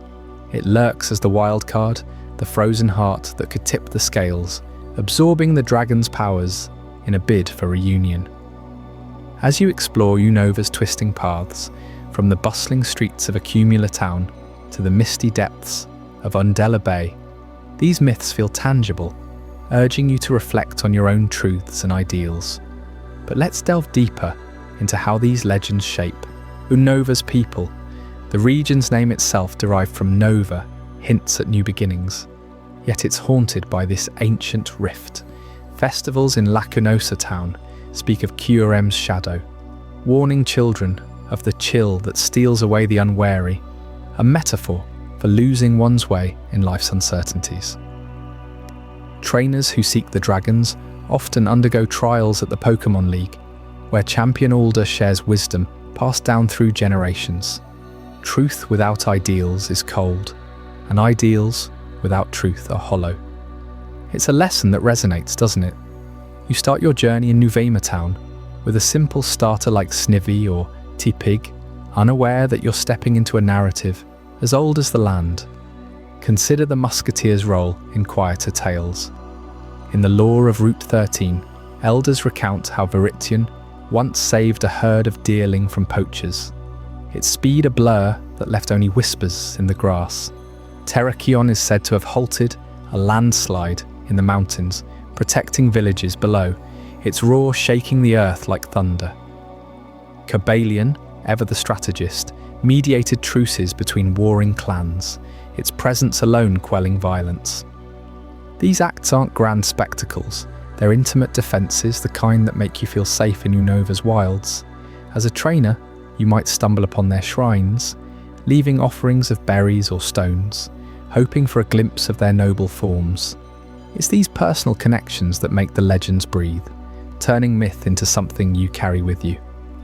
Now think about Kyurem's quest for completion. It's not just loneliness, it's a profound isolation that echoes through Unova's winters.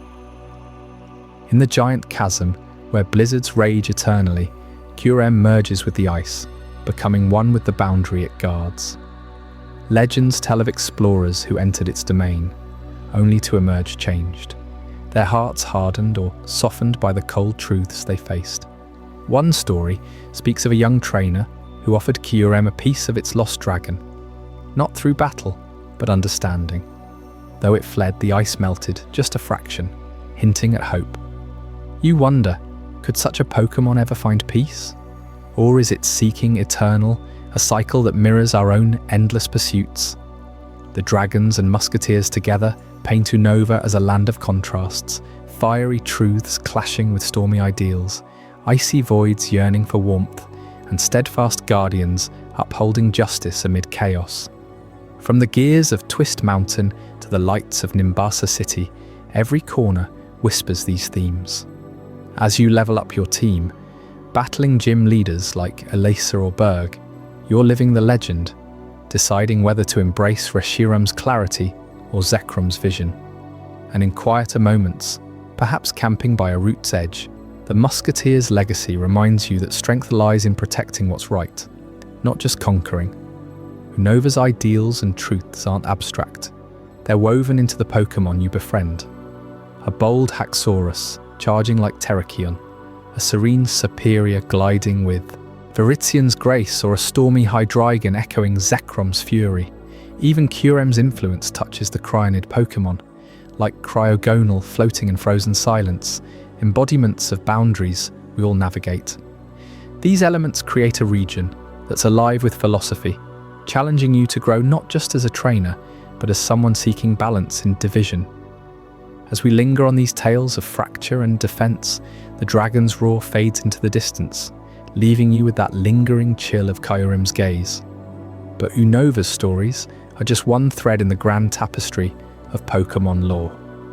Up next, we turn to Kalos's eternal life, where mysteries of immortality and ancient wars await, promising revelations that might just redefine what it means to endure forever. What secrets does Kalos hold that could outlast even the dragon's divide? Before we dive deeper into this incredible journey, I'm curious, where in the world are you watching this from? Drop a comment below and let our global community know. And if you're finding this as mind-blowing as I am, hit that like button to help more people discover this story. Kalos's eternal life. In the elegant region of Kalos, where grand chateaux rise like forgotten dreams, and wildflowers bloom eternally, along sun-dappled paths, the concept of eternal life isn't just a myth, it's the very pulse of the land. What if I told you that this balance comes from two ancient forces locked in an endless dance, one breathing vitality into the world, while the other sweeps away the old to make way for the new?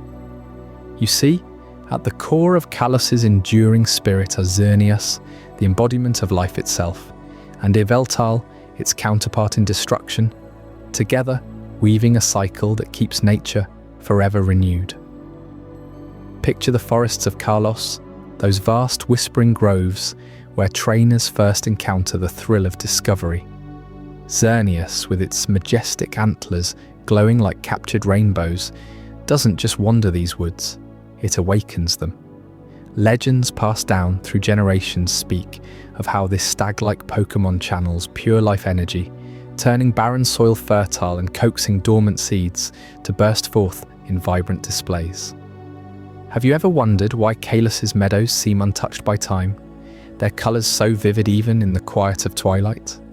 It's Xerneas at work, infusing the earth with an energy that defies decay. Trainers who glimpse it often describe a warmth spreading through their veins, as if the Pokémon shares a fragment of its boundless vitality, reminding us that life isn't fragile, it's resilient, ready to rebound at the slightest touch. But no cycle completes itself without an opposite force, and that's where Yveltal enters the tale. This avian guardian, cloaked in crimson wings that span like a storm cloud, represents the necessary end.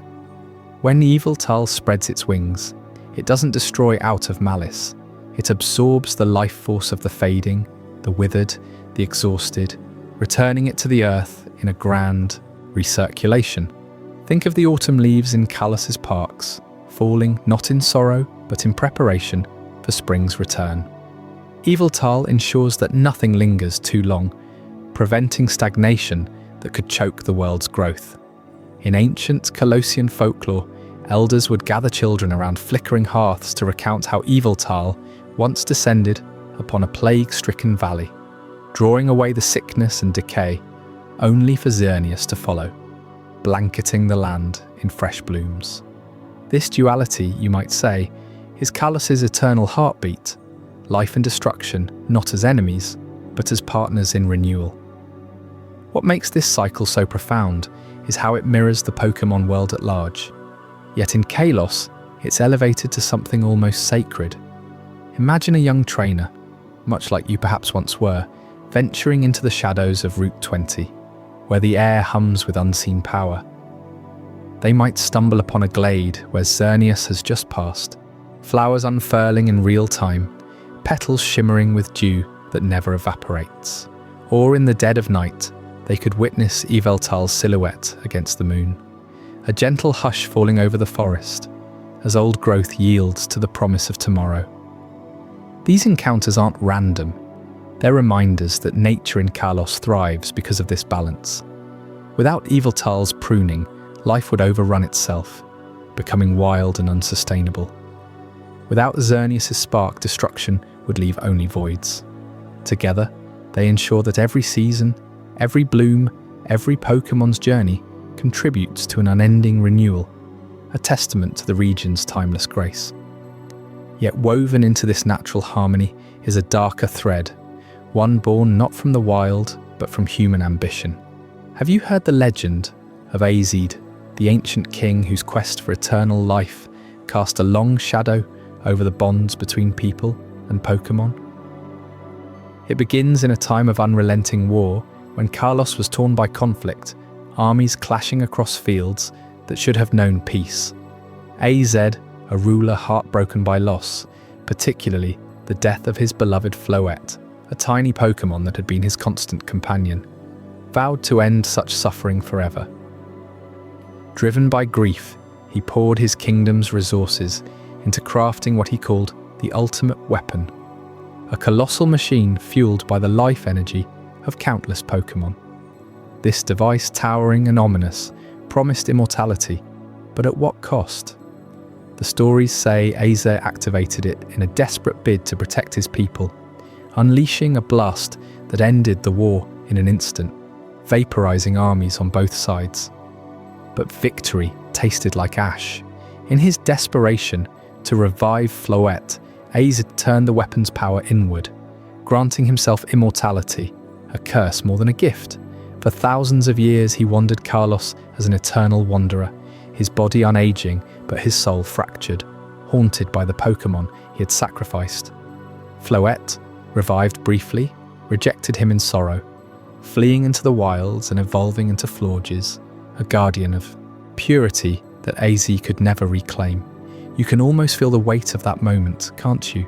A king who sought to conquer death, only to become its prisoner, forever separated from the very bonds that made life meaningful. This legend lingers like mist over Lumiose City, influencing how Kalosians view their Pokémon companions today. Trainers here train not just for battles, but for unbreakable partnerships, wary of the hubris that fractured AZ's world. The ultimate weapon's ruins, hidden in the depths of Geosenge Town, serve as a cautionary relic. Its gears rusted, but its lesson sharp. Tampering with life's cycle invites ruin. AZ's immortality didn't bring renewal, it bred isolation, a stark contrast to Xerneas and Yveltal's harmonious dance.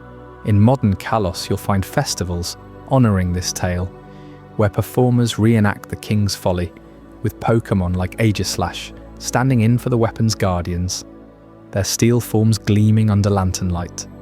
These events remind everyone that true eternal life lies in mutual respect, in the quiet trust between human and Pokémon, unmarred by weapons or wars. As Kalos's lore unfolds, another facet emerges, one of delicate wonder that softens the edges of these grand cycles. Consider Diancie, the dual Pokémon, whose very existence sparkles with the fairy type's gentle introduction to the world. Born not from egg or battle, but from the Earth's hidden depths. Diance's crystalline birth is a story of transformation and purity. Deep within the caverns beneath Shallow City, Carbink, those steadfast, gem-like guardians, live in eternal vigil over their queen.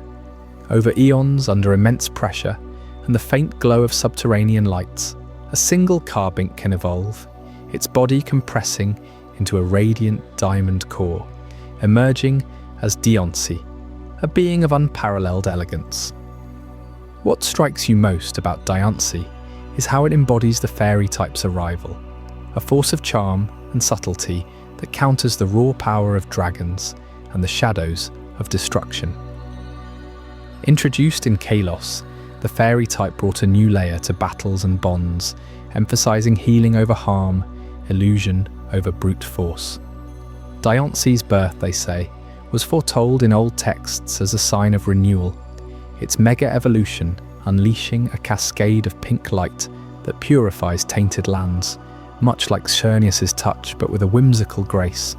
Imagine a weary explorer delving into those crystal caves, hearing the faint chime of forming gems, only to witness Diance's awakening, a burst of light that illuminates forgotten tunnels, turning despair into delight. This crystalline emergence ties back to Kalos's eternal life in profound ways. Diance doesn't just exist, it nurtures, its diamond storm ability, summoning shards that heal as much as they defend. In legends, it's said that Diance once wandered to Az's ruins, its fairy aura dispelling the lingering malice of the ultimate weapon, allowing wildflowers to reclaim the scarred earth.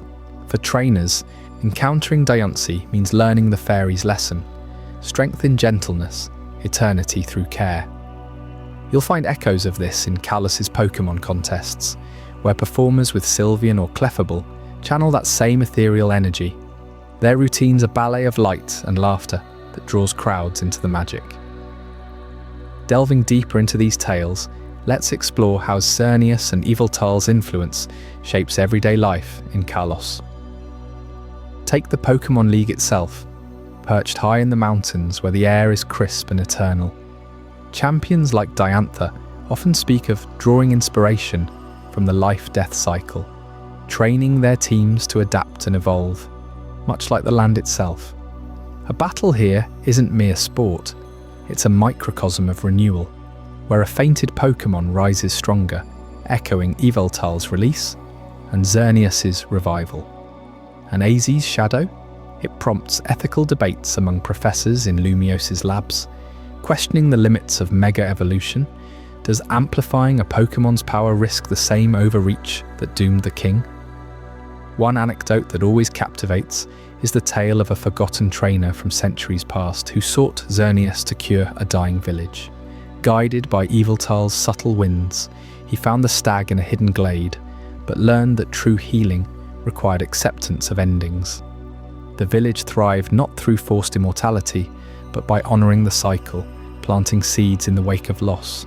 Stories like this abound, each one layering Kalos's lore with emotional depth, making you ponder your own journeys with Pokémon. Have you ever lost a companion in battle, only to find solace in a new bond? That's the essence of Kalos, eternal life not as endless days but as meaningful cycles. Diance's role adds a layer of enchantment to this tapestry. Folklore whispers of Diance befriending lost Carbink colonies, leading them to surface springs, where fairy energy mingles with Xerneas's life force, creating oases of perpetual bloom. In one such legend, during a time when Az's weapon's echoes caused crystals to shatter across the region, Diance rallied its kin, their combined light mending the fractures and introducing the fairy type as a beacon of hope. This gentle emergence wasn't accidental. It was Kalos's way of countering destruction with delight, ensuring that even in the face of human folly, wonder persists. As we reflect on these elements, the stag and bird's eternal dance, the king's tragic legacy, and the diamond's sparkling birth, Kalos reveals itself as a region where life isn't hoarded but shared, renewed through balance and bond. It's a place that invites you to slow down, to listen to the rustle of leaves carrying Yveltal's whisper, or the chime of Diance's gems in the breeze.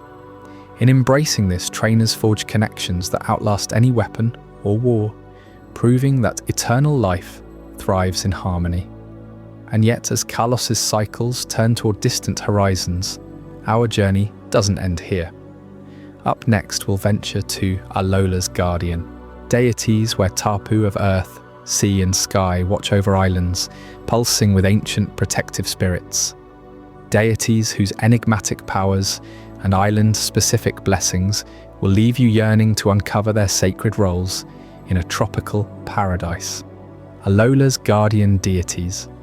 In the sun-drenched islands of Alola, where the ocean whispers secrets to the shore, 4 ancient beings stand as eternal sentinels, watching over the land with a mix of whimsy and unyielding power. These are the Tapu, the guardian deities of Alola, each tied to one of the islands, embodying the wild spirit of the region itself. You might have encountered their electric sparks or floral dances in your own Pokémon adventures, but their true story runs deeper, rooted in myths that blend protection with a playful unpredictability. Let's begin with Tapu Koko, the electrifying guardian of Melemele Island. Not as a vision, but as a force you can almost feel, the crackle of thunder in a clear sky. Tapu Koko is the embodiment of vitality and courage, often appearing as a golden shell, adorned with feathers that shimmer like sunlight on waves.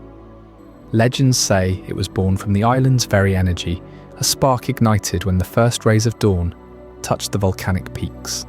But don't let its bright exterior fool you. Tapu Koko is fiercely protective, zapping intruders with bolts of electricity that dance like fireworks. Yet there's a mischievous side to it too. Stories from Alolan elders tell of how it once led a group of lost trainers on a merry chase through the jungle, only to guide them safely home with a final gentle shock, like a friend reminding you to watch your step. It's this duality that makes Tapu Koko so captivating. A guardian who plays pranks to teach lessons, ensuring the island's harmony while keeping its spirit alive and buzzing. Shifting to Akala Island, we find Tapu Lele, the serene yet formidable watcher of healing and beauty. Unlike the stormy energy of its counterpart, Tapu Lele floats with an ethereal grace, its shell a cascade of pink petals that release psychic waves capable of mending wounds or shattering minds. Born from the blooming fields and sacred springs of Akala, it represents the nurturing heart of Alola. Imagine the relief of a Pokémon trainer whose fainted companion is revived not by a potion, but by Tapu Lele's gentle aura. A mist that soothes like a mother's touch. But fierce? Absolutely. When threats loom, Tapu Lele unleashes psychic blasts that can twist reality itself, turning aggressors' attacks back upon them in a whirlwind of iridescent light. Alolan folklore whispers of a time when a massive storm threatened the island's crops. Tapu Lele danced through the gales, calming the winds and restoring the land, but not without first sending a psychic ripple that scattered the dark clouds like startled Pidgey.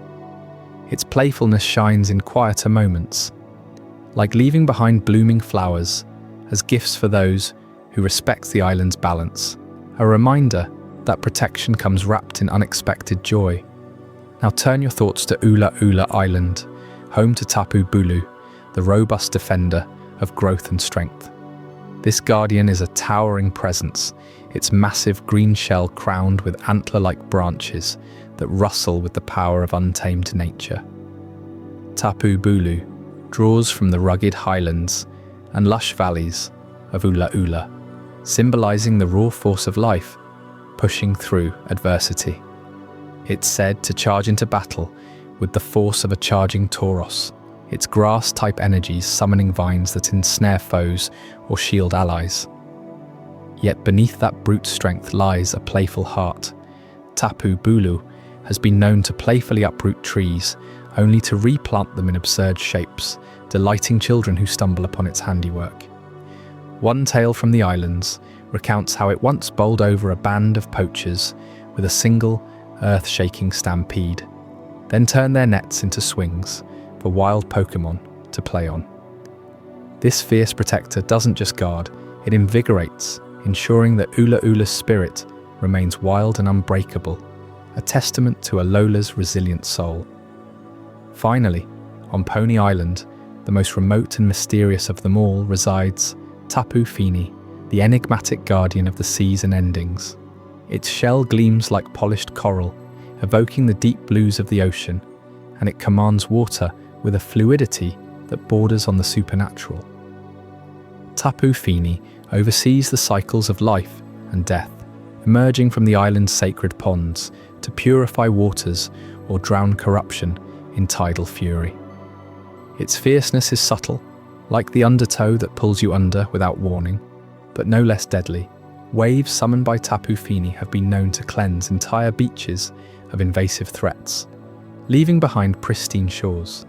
Playfulness, it shows in the way it creates shimmering mirages on the water, luring fishermen to hidden coves filled with rare treasures, only to vanish with a splash and a laugh like ripple. Elders speak of a fisherman who offended the seas. Tapu Fini dragged him into a whirlpool, but released him hours later on the shore, unharmed but forever changed, carrying a shell necklace as a token of mercy. Together, these four Tapu form Alola's unbreakable shield, each with spirits that blend fierce guardianship with an irrepressible joy, ensuring the islands thrive in a delicate dance of power and whimsy. But how did these guardians come to be? The myths of Alola delve into a creation story that ties them not just to the land, but to the heavens themselves. Long before the islands rose from the waves, the world was shaped by cosmic forces, and the Tapu emerged as part of a sacred trio. Wait, trio? You might wonder, with four guardians in play. The ancient lore speaks of an original trinity, born from the interplay of sun, moon, and eclipse, which then extended to protect each island. It begins with the dawn of Alola, when the sun god and moon goddess, embodiments of light and shadow, clashed in an eternal cycle. From their union during a great eclipse, where day and night blurred into one, sprang the essence of protection. The sun's radiant energy birthed the vital spark of Tapu Koko, igniting Melemele's peaks with electric life. The moon's gentle glow infused Tapu Lele with psychic serenity, allowing Akala's blooms to heal under nocturnal skies. And the eclipse's shadowy balance forged Tapu Bulu, grounding Ula in the earth's unyielding strength, a fusion of light and dark that defies easy definition. This celestial origin explains their playful yet fierce natures. They are echoes of the god's own capricious dance, where the sun chases the moon across the sky, only to embrace in eclipse.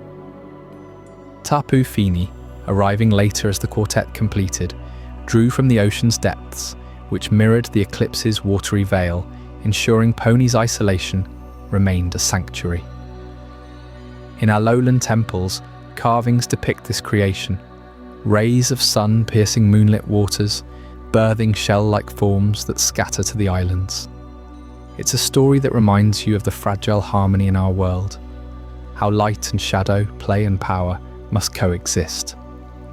The Tapu don't just protect, they embody this cosmic rhythm, intervening when the balance tips, like during the rare total eclipses that still draw pilgrims to the islands today. What secrets do these events hold? The Guardians seem to know, emerging more frequently then, their energies syncing with the stars above. As we linger on these ties to the heavens, it's impossible to ignore the cosmic wanderers that bridge Alola's guardians to even greater legends. Enter Cosmog, the tiny, nebula-like creature whose starry journey transforms it into the legendary duo of Solgaleo and Lunala. You see, Cosmog isn't just a Pokémon, it's a fragment of the universe itself, a being of pure potential, born from the same eclipse-born energies that shaped the Tapu. Legends tell of how Cosmog drifted through the void, a fragile star child seeking form, much like the islands seeking their protectors. Nurtured in Alola's sacred sites, it evolves under the watchful eyes of the Tapu, who recognize it as kin to the sun and moon. Start with Cosmog's humble beginnings, a gaseous, wide-eyed entity that floats aimlessly, evoking the wonder of a child gazing at the night sky. But exposure to light and friendship changes everything. In the light of day, guided by the sun's embrace, it matures into Cosmom, a cocoon of hardened star stuff, enduring trials that test its resolve. Then, in a burst of solar fury, it emerges as Solgaleo, the Lion of the Sun, a majestic beast with a mane of radiant steel that devours light itself. Solgaleo roams Alola's skies, its roar echoing the dawn, protecting the land from darkness, just as Tapu Koko sparks the morning.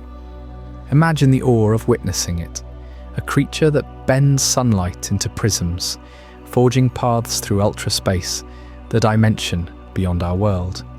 It's said Solgaleo once shielded Melemele from a meteor shower, its body absorbing the impacts like a living shield, tying directly to the Guardian's fierce spirits. On the flip side, if Cosmog's path veers toward the moon's cool influence, Cosmome hatches into Lunala, the bat-like harbinger of night, its wings a canvas of starry voids that summon lunar eclipses. Lunala glides silently, psychic energies weaving dreams and dispelling nightmares, much like Tapu Lele's healing touch. Folklore describes Lunala leading lost souls back from the brink, its eerie cry a lullaby that calms storms over Akala. During one such event, it eclipsed the moon to reveal hidden threats, allowing the Tapu to strike, a perfect harmony of cosmic and island powers. But Cosmog's journey isn't linear, it's a choice, an evolution driven by bonds, mirroring how the Tapu choose their moments of play or fury. Some say unfinished Cosmom wander eternally, lost stars seeking purpose, a poignant reminder of potential unrealized. These legends intertwine deeply. The Tapu, created from sun, moon and eclipse, serve as midwives to Cosmog's transformation, their islands as crucibles for this starry rebirth. In Alola's Kahuna rituals, offerings are made to both guardians and legends, acknowledging how Solgaleo and Lunala extend the Tapu's protection to the stars. Think of the Ultra Beasts, otherworldly invaders that slip through wormholes. It's Solgaleo and Lunala who battle them alongside the Tapu, their roars and cries forming a symphony of defense. One epic tale recounts a rift opening during an eclipse, summoning chaos. Tapu Bulu rooted the ground firm. Tapu Fini sealed the waters, while Solgaleo charged from the sun and Lunala veiled the moon, banishing the threat in a clash that lit the islands for days. What makes this journey so enchanting is its layers of discovery. Cosmog starts as something you could hold in your palm, vulnerable and curious, evolving into titans that redefine the sky. It teaches that even the smallest spark, nurtured by the right forces, can illuminate worlds. In Alola, trainers who befriend Cosmog often feel this shift personally, their own paths mirroring the creatures, finding strength in unexpected alliances. And the Tapu? They approve, sometimes appearing to those journeys with a zap or a bloom, as if saying, "You've joined the Guardians now." Delving deeper, consider the cultural impact. Alolan festivals celebrate these beings with dances that mimic Tapu movements. Energetic leaps for Koko, flowing sways for Lele, stomps for Bulu, and wavy glides for Fini, culminating in stargazing rituals for Cosmog's kin. Songs passed down generations, hum of the eclipse creation, voices rising like waves to honor the trio's birth. It's this oral tradition that keeps the lore alive, making you feel connected to ancestors who first whispered these tales under palm trees. But why does it all matter? In a world of Pokémon battles and adventures, these guardians and legends remind us of something profound. Protection isn't just about power, it's about balance, play, and the stars that watch over us. The Tapu's fierce whimsy, the cosmic dance of sun and moon, they weave a tapestry where every island, every evolution, contributes to the whole. As you let these stories settle in your mind, perhaps you'll ponder your own role in such a grand design. And speaking of heroic legacies that crown regions in glory, up next in Chapter 9, Galar's Heroic Crown, we'll uncover the tales of champions and thrones that echo through misty highlands, where ancient kings and legendary blades await to claim your imagination. What crown will you forge there? Galar's Heroic Crown. In the vast region of Galar, where rolling hills meet ancient stone circles and the air hums with the echo of forgotten battles, the heroic crown stands as a symbol of unyielding guardianship. This isn't just a relic of royalty, it's the very emblem of a land forged in crisis, a crown that whispers of wolves and shields, of meteors that scarred the sky, and of powers that reshaped the world below. You see, long before trainers roamed its stadiums or crowds cheered for champions, Galar's throne was protected by forces that slumbered in the shadows, waiting for the moment when darkness would threaten to consume everything. Picture the era known as the Darkest Day, a time when the skies over Galar turned an unnatural crimson, and the ground trembled as if the earth itself were in agony. It was during this cataclysm that two legendary beings, Zacian and Zamazenta, took up their eternal vigil. These weren't mere Pokémon, they were the embodiments of sword and shield, forged from the very will of the land to defend its heart. Zacian, with her flowing mane like rusted iron and a blade that gleamed with the ferocity of 1,000 storms, represented the offensive might that could cleave through any foe. Zamazenta, her counterpart, stood as an immovable bulwark, her armour etched with runes of resilience, her form a testament to defence that no assault could breach. Together, they weren't active warriors in this tale, not yet. Instead, they slumbered beneath the throne room of Hammerlock, hidden in sacred vaults, carved deep into the castle's foundations. Their rest was no accident. It was a deliberate pact, a heroic slumber designed to safeguard the crown until the peril demanded their awakening. Why slumber, you might ask? Because true protection often lies in patience, in the quiet readiness that outlasts chaos. The people of ancient Galar understood this. They had seen wars ravage their borders, rival kingdoms eyeing their fertile valleys and mystical energies. So, in a ceremony lost to time, the rulers bound Zacian and Zamazenta to the throne with oaths of loyalty, their essences intertwined with the heroic crown itself. The crown, a circlet of weathered gold adorned with wolf motifs and shield emblems, wasn't worn lightly. It was passed down through generations, each king or queen swearing to honour the guardian's vigil. During times of peace, the legends were just that, stories told by firelight to wide-eyed children, tales of how the wolves would rise if the land ever cried out. But beneath it all, the slumber held a deeper purpose, to preserve balance, to ensure that Galar's spirit remained unbroken, even as threats gathered on the horizon. And gather they did, culminating in an event that would etch itself into the region's soul. High above the slumbering weald, where mist clings to twisted oaks, and the wind carries whispers of the old world, a meteor streaked across the heavens one fateful night. This wasn't a harmless shooting star, it was Eternatus, the colossal dragon of infinite energy, crashing into Galar like a harbinger of doom. You can almost hear the roar as it impacted, a sound that shook the foundations of every castle and cottage from Wyndon to Circhester. The meteor's arrival wasn't mere destruction, it birthed something profound and perilous, Dynamax energy. This raw, pulsating force seeped into the soil, the rivers, the very air of Galar, transforming Pokémon in ways no one could have foreseen. Suddenly, creatures that once scampered through fields or soared over moors could channel this energy, growing to gigantic sizes, their powers amplified in bursts of light and thunder. But with that gift came a curse. The energy was unstable, wild, feeding on the life force around it, twisting the land into zones where reality bent and battles turned apocalyptic. Eternatus itself, upon landing, didn't fade into myth.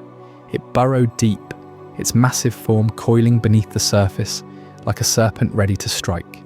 Legends speak of it as the giant Pokémon, a being of pure poison and endless regeneration, its red eyes glowing with malevolent hunger. The darkest day that followed was no single night, but a prolonged nightmare, where poisoned rains fell, crops withered, and Pokémon rampaged in frenzied Dynamax states. Villages near the impact site, like the now haunted stony wilderness, were abandoned as families fled the encroaching darkness. The kings of Galar, donning the heroic crown, rallied their forces, but swords and shields of steel paled against this cosmic invader. It was then that the slumbering protectors stirred. Zacian and Zamazenta, sensing the throne's peril, emerged from their vaults in Hammerlocker Castle. The ground split open with a thunderous crack, and there they stood, side by side, their forms radiating an ancient power that countered Eternatus's chaos. What followed was a clash that defined Galar's heroism. Zacian charged forward, her sword form activating in a blaze of crimson light, slicing through the toxic energies that Eternatus spewed. Each strike wasn't just physical, it severed the corrupting influence, purifying the air as she moved. Zamazenta, anchoring the defense, raised her shield, creating barriers that absorbed the meteor's fallout. Her body, a living fortress that held back the waves of destruction rolling toward the throne. Together, they drove Eternatus back into dormancy, sealing it away in a hidden chamber far below the earth. But the battle's toll was immense. The Dynamax energy, now diffused across the lands, became a double-edged sword, empowering Pokémon, but requiring careful stewardship to prevent another catastrophe. The heroic crown, once a symbol of rule, now bore the scars of that day, its gold flecked with the essence of the Guardian's sacrifice. Kings and queens after them learned to harness this energy, building stadiums where Dynamax battles could be controlled, turning potential ruin into spectacle. Yet the story of Galar's crown doesn't end with these titans. Woven subtly into the fabric of this legend is the lore of smaller heroes, those who trained in the shadows to embody the same protective spirit. Far from the throne's grandeur, in secluded dojos hidden among Galar's misty mountains, the tradition of Kubfu's training began. Kubfu, the little bear Pokémon with fur like a monk's robe and eyes full of unyielding determination, arrives in these tales as a wanderer, seeking mastery over its inner strength. It's said that during the darkest days' aftermath, as Dynamax energies rippled outward, wise masters recognized the need for guardians who could adapt without relying on raw legend. These masters, evolving into the formidable Urshifu, were once humble trainers themselves, scholars of the fighting arts, versed in the balance of single strike and rapid strike styles. Imagine a young Kubfu, no taller than your knee, stepping into a dojo carved from the cliffs of the Isle of Armor. The air there is thick with the scent of sea salt and polished wood, and the masters, with their flowing sashes and serene expressions, guide it through trials that test not just body, but soul. The training is rigorous, a path of scrolls and scrolls of ancient techniques passed down from the Darkest Day era. Kubfu learns to channel its fighting spirit, evolving through scrolls of insight that unlock its potential. One path leads to the single strike Urshifu, a master of devastating focused blows, its dark and poison typing a nod to countering Eternatus's lingering toxins. The other, rapid strike Urshifu, embodies fluid defense, its water and fighting essence flowing like the rivers that cleansed Galar's poisoned lands. These Urshifu aren't solitary, they form orders, wandering the region to train new Kubfu, ensuring that the crown's protection extends beyond the throne to every corner of Galar. You might wonder how this ties back to the heroic crown. The wise Urshifu masters, in their quiet wisdom, serve as the human echo of Zacian and Zamazenta's vigil. They teach that true heroism slumbers until called upon, much like the legends beneath Hammerlock. Stories abound of Urshifu intervening in Dynamax outbreaks, their strikes purifying the energy before it spirals out of control. One such anecdote, whispered in Glimwood Tangle's groves, tells of a master who, during a modern flare-up of ancient energies, summoned a Kubfu to aid a beleaguered village. The little bear, through nights of meditation under the aurora-like glow of residual Dynamax particles, evolved and quelled the disturbance, its form a bridge between the past's slumber and the present's action. These tales remind us that Galar's strength isn't in crowns alone, but in the enduring chain of guardianship, from slumbering wolves to evolving bears. As you let these stories settle in your mind, consider the subtle threads connecting them all. The darkest day wasn't just a defeat of Aternatus, it was the spark that ignited Dynamax across the lands, turning Galar into a region where every battle holds a whisper of that cosmic event. Trainers today, as they Gigantamax their partners in the wild area, unknowingly honour that legacy, their Pokémon drawing from the same well of energy that once threatened annihilation. And the heroic crown, it remains in Hammerlock, a quiet sentinel, its jewels catching the light as if still vigilant. Zacian and Zamazenta have returned to their slumber, but their presence lingers, a promise that should another meteor fall, they'll rise once more. But Galar's echoes reach further, into times even more ancient, where the land's secrets were first carved by hands long turned to dust. What if I told you that the roots of these legends stretch back to a frozen era, a place called Hisui, where the world's boundaries blurred and new mysteries were born? Up next, we'll delve into Hisui's ancient echoes, uncovering how the past's whispers shape the guardians we know today. You won't want to miss how it all began. Now, as we linger on Galar a moment longer, let's explore the broader implications of that meteor's gift. Dynamax energy didn't just change Pokémon, it altered the very culture of the region. In places like the Motostoke Stadium, where gears grind and crowds roar, battles became rituals of control, ways to honour the balance Zacian and Zamazenta restored. Trainers learn early that power unchecked leads to the darkest days repeat, so they study the energies, using wishing pieces and max particles to invoke controlled growth. It's fascinating how this ties into everyday life. Farmers in the countryside use diluted Dynamax to boost harvests, while scholars in Windun University debate the ethics of harnessing what was once a curse.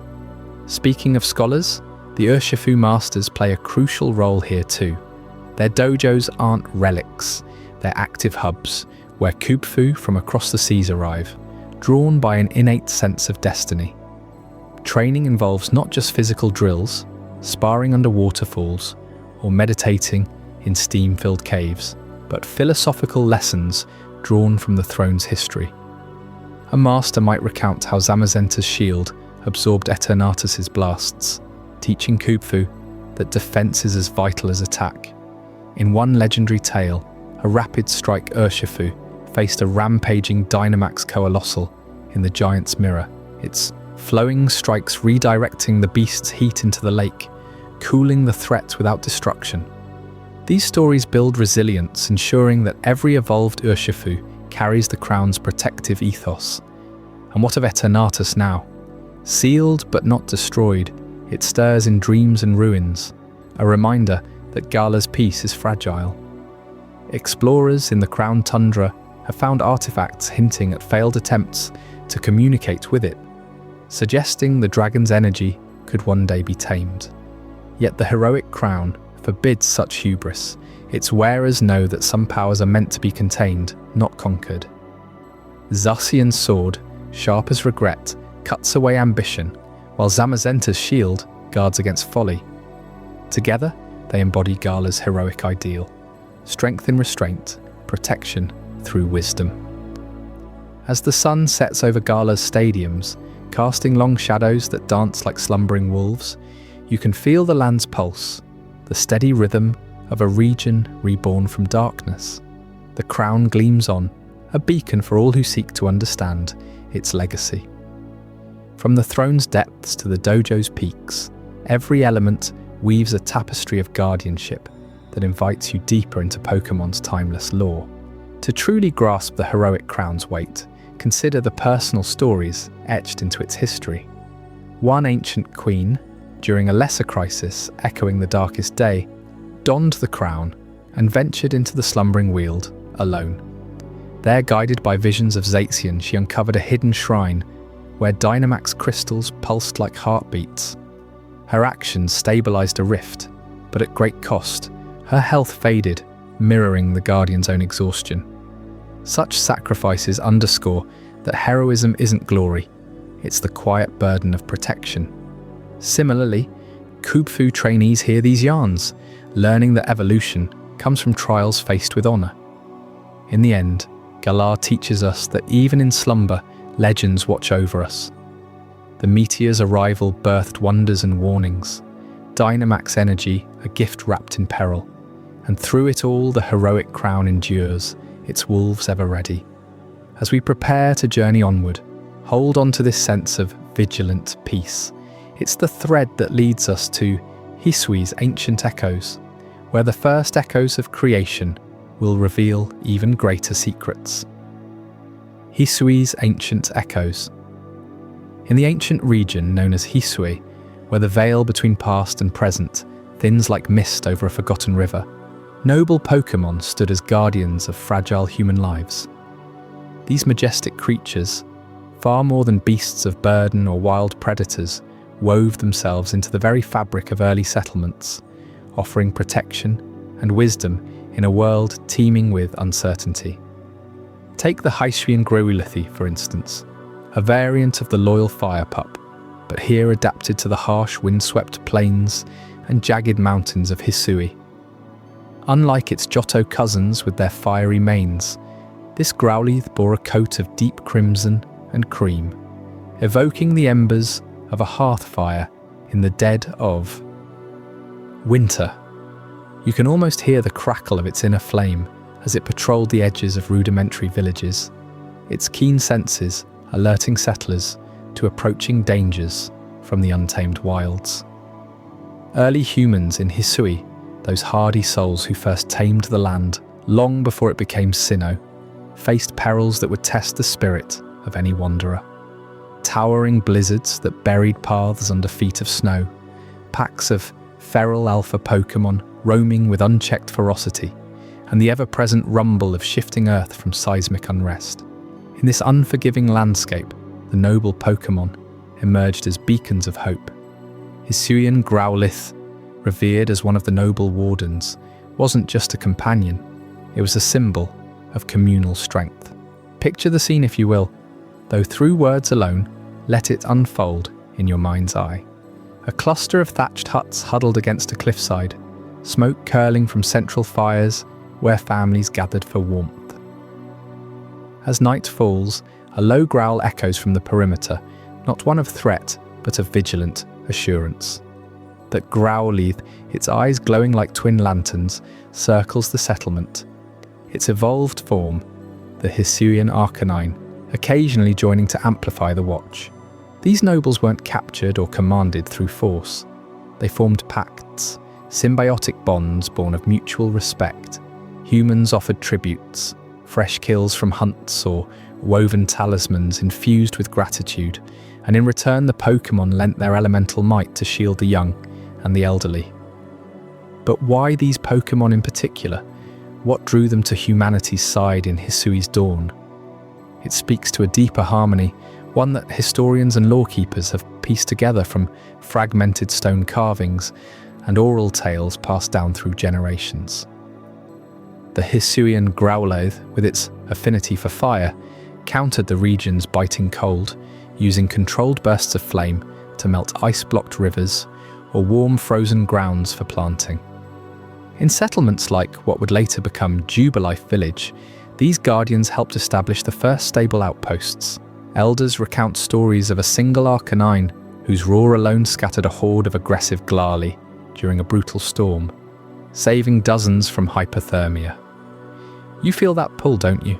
The quiet awe of realizing how these creatures, often seen as aloof deities, chose to walk among mortals. And it wasn't just Growlithe. Other nobles like the majestic Cleavor, with its scythe-like arms forged from ancient rock, cleared forests for farmland, while electrode variants rolled through threats like living boulders of retribution. These alliances weren't random, they were the cornerstone of survival, turning scattered nomads into thriving communities. Without them, Hisui's human story might have flickered out like a candle in the gale.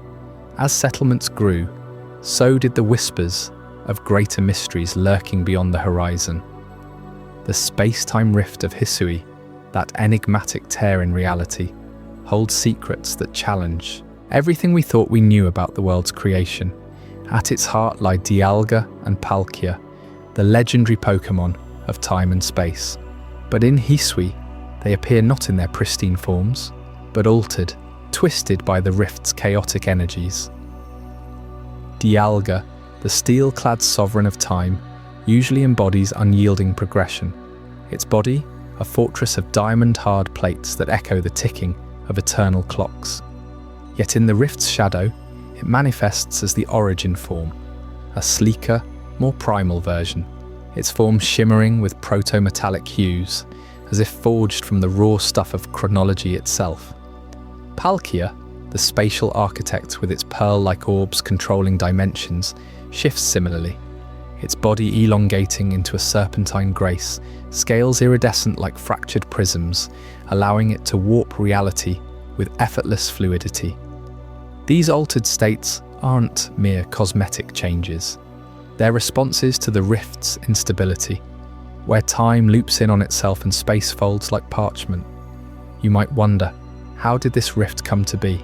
Legends tie it directly to Hisui's turbulent founding, a cataclysm where the fabric of existence strained under divine pressures. Explorers venturing near Mount Coronet, where the rift pulses like a hidden heartbeat, report visions of epochs colliding, dinosaurs roaming alongside modern trainers, or future cities crumbling into prehistoric dust. Dialga's origin, Forme, with its enhanced temporal control, stabilizes these anomalies, preventing total unraveling. Imagine standing at the rift's edge, the air humming with dissonance, as Dialga's roar resets a fractured timeline, pulling lost wanderers back from the brink. Palkia, in turn, mends spatial tears, its altered form compressing vast distances into mere steps, allowing ancient Pokémon to emerge from pockets of forgotten eras. These legendaries in their rift-born guises act as cosmic healers, their presence a reminder that Hisui isn't just a place, it's a nexus, a living archive of Pokémon history. But such power comes at a cost. The rift's influence warps nearby creatures, birthing Hisui's unique variants, like the ghostly Hisuian Zorua, illusions made manifest from spatial echoes. Delving deeper into this rift reveals threads connecting to human ambition and divine betrayal. Enter Volo, the enigmatic merchant whose quest unveils the shattering truths about Arceus, the alpha Pokémon, creator of all. Volo isn't your typical wanderer. He's a descendant of ancient clans, driven by a hunger for knowledge that borders on obsession. In the scrolls of Hisui's lore, he's depicted as a figure cloaked in scholarly robes, his eyes sharp with the fire of forbidden curiosity. His journey begins in the shadows of those early settlements we spoke of, where noble Pokémon like Hisui and Growlithe first inspired tales of higher powers. Volo, orphaned young and raised by wandering monks, uncovers fragments of a grander narrative, a creation myth where Arceus isn't the benevolent architect, but a being of complex, almost vengeful design. What drives Volo? A personal loss, perhaps, or a glimpse into the rift that reveals his world's fragility. He traverses Hisui's wilds, bartering relics and deciphering runes, all to summon the power of the Red Chain, an artifact said to bind even legendaries. Along the way, he encounters the altered Dialga and Palkia, not as allies but as harbingers of the Rift's warnings. You sense his turmoil, don't you? The weight of pursuing truths that could upend faith itself. Volo's quest peaks at the Temple of Sinnoh, where he confronts the player in a battle that transcends physical blows, delving into philosophical clashes. There, he reveals Arceus' true nature, not a distant god, but one who shattered the world into plates, time, space, and the Lake Guardians, to contain its own chaotic potential. Arceus, in this light, created Dialga and Palkia as counterbalances. Their origin form is a testament to the ongoing struggle against the Rift's entropy. Volo's obsession stems from this. He seeks to wield Arceus' power, believing humanity deserves to challenge the Creator, to rewrite destiny unbound by divine whim. But revelations like these come with peril. Volo's path forces us to question if Arceus is flawed, capable of rage that birthed the Rift. What does that mean for the noble Pokémon who guard our fragile existences? Hisui and Growlithe, with its steadfast loyalty, embodies the purity Volo yearns to corrupt. In one harrowing tale from the Diamond and Pearl clan records, Volo nearly succeeds in chaining a noble, only for the creature's innate bond with humans to break the spell, its flames purifying the air of deceit. These stories ripple through Hisui's history, showing how Volo's quest, though thwarted, plants seeds of doubt that echo into modern Sinnoh. He vanishes into the Rift's maw, a ghost pursuing ultimate truth, leaving behind a legacy of caution. You can't help but feel a chill, can you? The idea that even gods harbour secrets, and that one man's quest could unravel the threads holding our world together. Yet amid these cosmic upheavals, the noble Pokémon remain anchors. Consider the broader pantheon. Hisuian Lilligant, graceful and floral, tending to herbal gardens that sustain settlements through famine, or the stoic Avalugg, its icy bulk forming natural barriers against avalanches. Each noble played a role, their evolutions tied to human rituals, offerings of balms and chants that awakened their full potential. In early villages, festivals honoured these guardians with dances mimicking Growlithe's fiery trot, fostering unity. This symbiosis extended to defence during the Great Alpha Surges, when oversized Pokémon rampaged from the Rift's influence. Nobles coordinated assaults, their calls syncing like a symphony of elements. Fire from Arcanine melted ice assaults, while Cleavor's blades felled encroaching vines. Humans learned from them too, tracking patterns in Growlithe's howls to predict storms, or studying Palkia's spatial distortions to map hidden caves rich with resources. The Rift's altered legendaries had layers of intrigue. Dialga's origin former, with its ability to rewind minor temporal slips, saved countless lives in Hisui's lore, resetting a collapsed mine, pulling trapped miners from debris before it fell.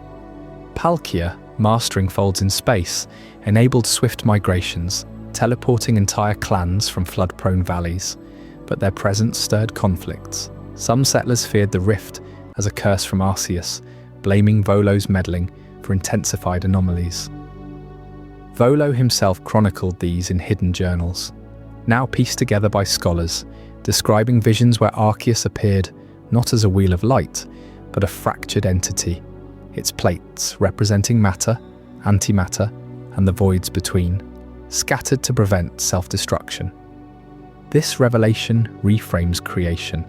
Arceus didn't craft a perfect world, but one in perpetual balance, with Hisui as the fulcrum. Volo's end, or lack thereof, fuels endless speculation. Did he merge with the Rift, becoming a timeless observer? Or does he lurk, guiding subtle events to force Arceus' return? His quest teaches resilience. Just as Hisuian Growlithe rises from pup to noble steed, humanity evolves through trial. In quiet moments, reflecting on these echoes, you might ponder your own place in this vast tapestry. The Rift still whispers, in Mount Coronet, a reminder that time and space are as malleable as clay in divine hands. As we trace these ancient threads from Hisui's guardians to the stars themselves, our journey shifts southward to sun-kissed lands where forgotten legacies await unearthing.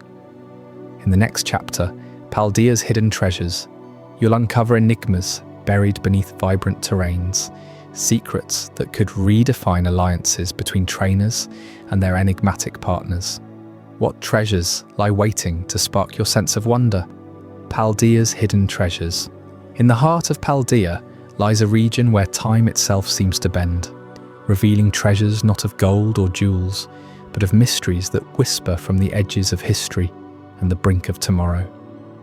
Have you ever wondered what secrets the ground of Paldea holds? Secrets that connect the roar of ancient beasts to the hum of machines yet to be born? As we delve into Paldea's hidden treasures, we'll uncover how these enigmas shape the very soul of the land, drawing you deeper into a world where the past collides with the future in ways that defy explanation. Let's begin with the legendary guardians that embody this temporal dance, Koraidon and Miraidon. These majestic creatures aren't just rides across the landscape, they're living bridges between eras. Koraidon, with its rugged primal form, evokes the wild fury of prehistoric times, its scales etched like fossils from a forgotten age. Picture it gliding through misty valleys, a relic awakened from slumber beneath the earth. But what truly sets it apart is its tie to the paradox Pokémon, those bizarre beings that shouldn't exist yet do. You see, Koraidon isn't merely a survivor of the past, it's the key that unlocked rifts in time, allowing echoes of ancient life to seep into the present. Scholars in Paldea speak of how Koraidon's awakening stirred the ground, pulling forth creatures like Great Tusk and Screamtail, paradoxes that mirror extinct species but twisted by some unseen force. Isn't it fascinating how one creature's roar could summon shadows from millions of years ago, making you question if the dirt under your feet hides more than just roots? Now shift your gaze to Miraidon, the counterpart that pulses with futuristic energy. Sleek and electric, it glides on wheels of light, a vision from a world of towering spires and endless innovation.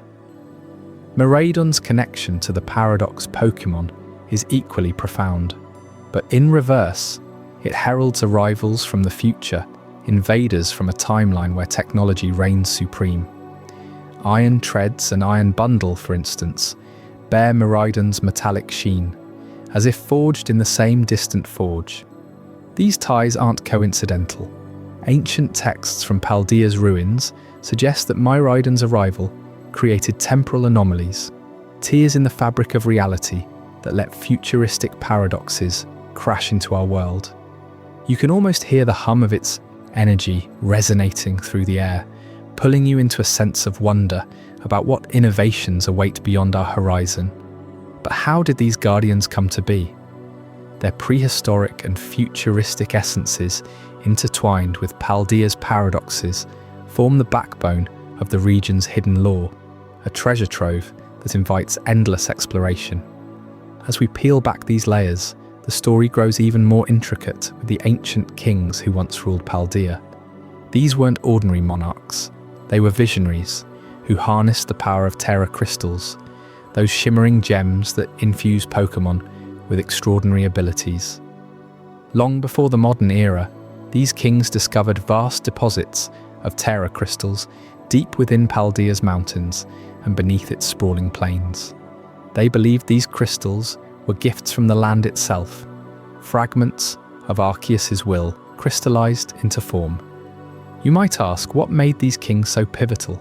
Well, they wove the crystals into their society's core, using them to empower their Pokémon armies and erect monuments that still stand today, like the towering ruins around Medellin. These structures aren't just stone, they're infused with terrestrial energy, glowing faintly under moonlight and shaping Paldea's mystical aura in ways that linger to this day. Imagine the ancient kings gathered in grand halls, their robes adorned with crystal shards, debating how to channel this power without awakening something uncontrollable. One king in particular, known only as the Crystal Sovereign in faded scrolls, pioneered the art of terrestrialization. He saw the crystals not as weapons, but as keys to harmony, allowing Pokémon to transcend their natural limits and bond deeper with trainers. This practice infused the entire region with a mystical aura, a subtle energy that you can feel in the breeze sweeping through Area Zero, or the way wild Pokémon in Paldea seem more attuned to human presence. The king's legacy is this aura, a palpable magic that turns ordinary battles into spectacles of light and transformation. But there's a shadow to this treasure, whispers of overuse, of crystals destabilizing time itself, leading to the very paradoxes we discussed earlier. Does that make you pause and consider the cost of such power? Delving deeper into these echoes from distant eras brings us to Walking Wake and Iron Leaves, two paradox Pokémon that stand as poignant reminders of Paldea's fractured timeline. Walking Wake, with its serpentine grace and watery veil, is an ancient echo pulled from the depths of prehistory. It resembles Suicune in form, but distorted, as if evolved in a world drowned by endless rains. Legends say it emerged from submerged caverns near Casaroya Lake, awakened by the same temporal shifts that birthed Koraidon. You won't believe how this creature embodies the prehistoric ties. Its movements are fluid, yet primal, stirring waters that haven't rippled for eons. Trainers who encounter it describe a chilling serenity, like swimming through memories of a lost epoch. Iron Leaves, on the other hand, is its futuristic mirror, a blade-wielding enigma that slices through the air with mechanical precision. Drawing from Veritzian's elegance but laced with iron and circuits, it arrived via Miraidon's influence, perhaps from an era of automated guardians patrolling cybernetic forests. These two aren't just rare sightings, they're treasures in their own right, embodying the push and pull of time in Paldea. Walking Wake teaches us about resilience in the face of cataclysmic change, its watery essence a nod to floods that reshaped the continent ages ago. Iron Leaves, conversely, hints at a future where nature and machine blur, challenging us to envision Pokémon as allies in technological utopias. Together, they echo the ancient king's warnings etched in crystal-laden tablets. Tamper with time's treasures, and echoes will follow. Have you ever felt that pull, that urge to chase these phantoms across Paldea's vast terrains? Their presence adds a layer of suspense to the region's aura, making every shadowed glade or metallic ruin feel alive with possibility. To truly appreciate Paldea's hidden treasures, consider the interconnected web they form. Koraidon and Miraidon didn't just appear, they were drawn by the Tera crystal's latent power, which the ancient kings amplified through rituals in hidden chambers. These rituals, performed under starlit skies, involved aligning crystals with the positions of legendary Pokémon, creating pulses of energy that rippled through time. One such ritual, detailed in a rediscovered journal from a forgotten palace, describes how the kings summoned visions of paradoxes, glimpses of Walking Wake slithering through primordial mists and Iron Leaves clashing in neon-lit arenas. This mystical aura born from their efforts envelops Paldea like an invisible cloak, enhancing the bonds between trainers and their companions. You can sense it in the way a simple Pikachu in Paldea might sparkle with unexpected terrestrial flair, a subtle gift from the king's era. But let's not overlook the human element in these treasures. Explorers and scholars have spent lifetimes mapping crystal veins, from the jagged peaks of Glaciado Mountain to the sun-baked dunes of West Province. One tale stands out: a young archaeologist who, while excavating near Levincia, unearthed a Tera crystal that hummed with prehistoric vibrations. Touching it, she claimed to hear Koraidon's distant cry, leading her to discover a buried fossil that birthed a paradox Pokémon right before her eyes. Stories like this remind us that Paldea's treasures are accessible, waiting for those bold enough to seek them. The ancient kings knew this. They left clues in their art, murals depicting Miraidon soaring over crystal spires, foreshadowing the futuristic paradoxes. This aura they cultivated isn't static. It evolves, responding to the region's inhabitants, making Paldea feel like a living entity pulsing with secrets.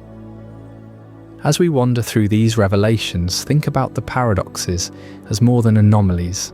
They're the treasure's guardians. Walking Wake might patrol forgotten lakes, its wake leaving trails of shimmering water that reveal hidden grottos filled with crystals. Iron Leaves, slicing through underbrush, uncovers metallic relics from future timelines, artifacts that baffle modern scientists. The ties to Koraidon and Miraidon deepen here. Koraidon's earth-shaking steps could awaken Walking Wake from its slumber, while Miraidon's electric surges empower Iron Leaves to manifest. The ancient kings, foreseeing this, embedded safeguards in their crystals, resonances that stabilize these echoes, preventing total chaos. Yet the aura they shaped carries a whisper of danger, a reminder that treasures come with trials. What if chasing these led you to a rift, staring into the abyss of time? Expanding on this, Paldea's treasures extend to its folklore, where villagers share tales around evening fires. One legend speaks of a king who bonded with a paradox precursor, using a Tera crystal to merge past and future in his lineage. His descendants, they say, still wander the land, guiding lost trainers to crystal caches. These stories foster the mystical aura, turning Paldea into a place where every sunset paints the sky with ethereal hues, as if the crystals themselves are breathing. You feel it personally, don't you?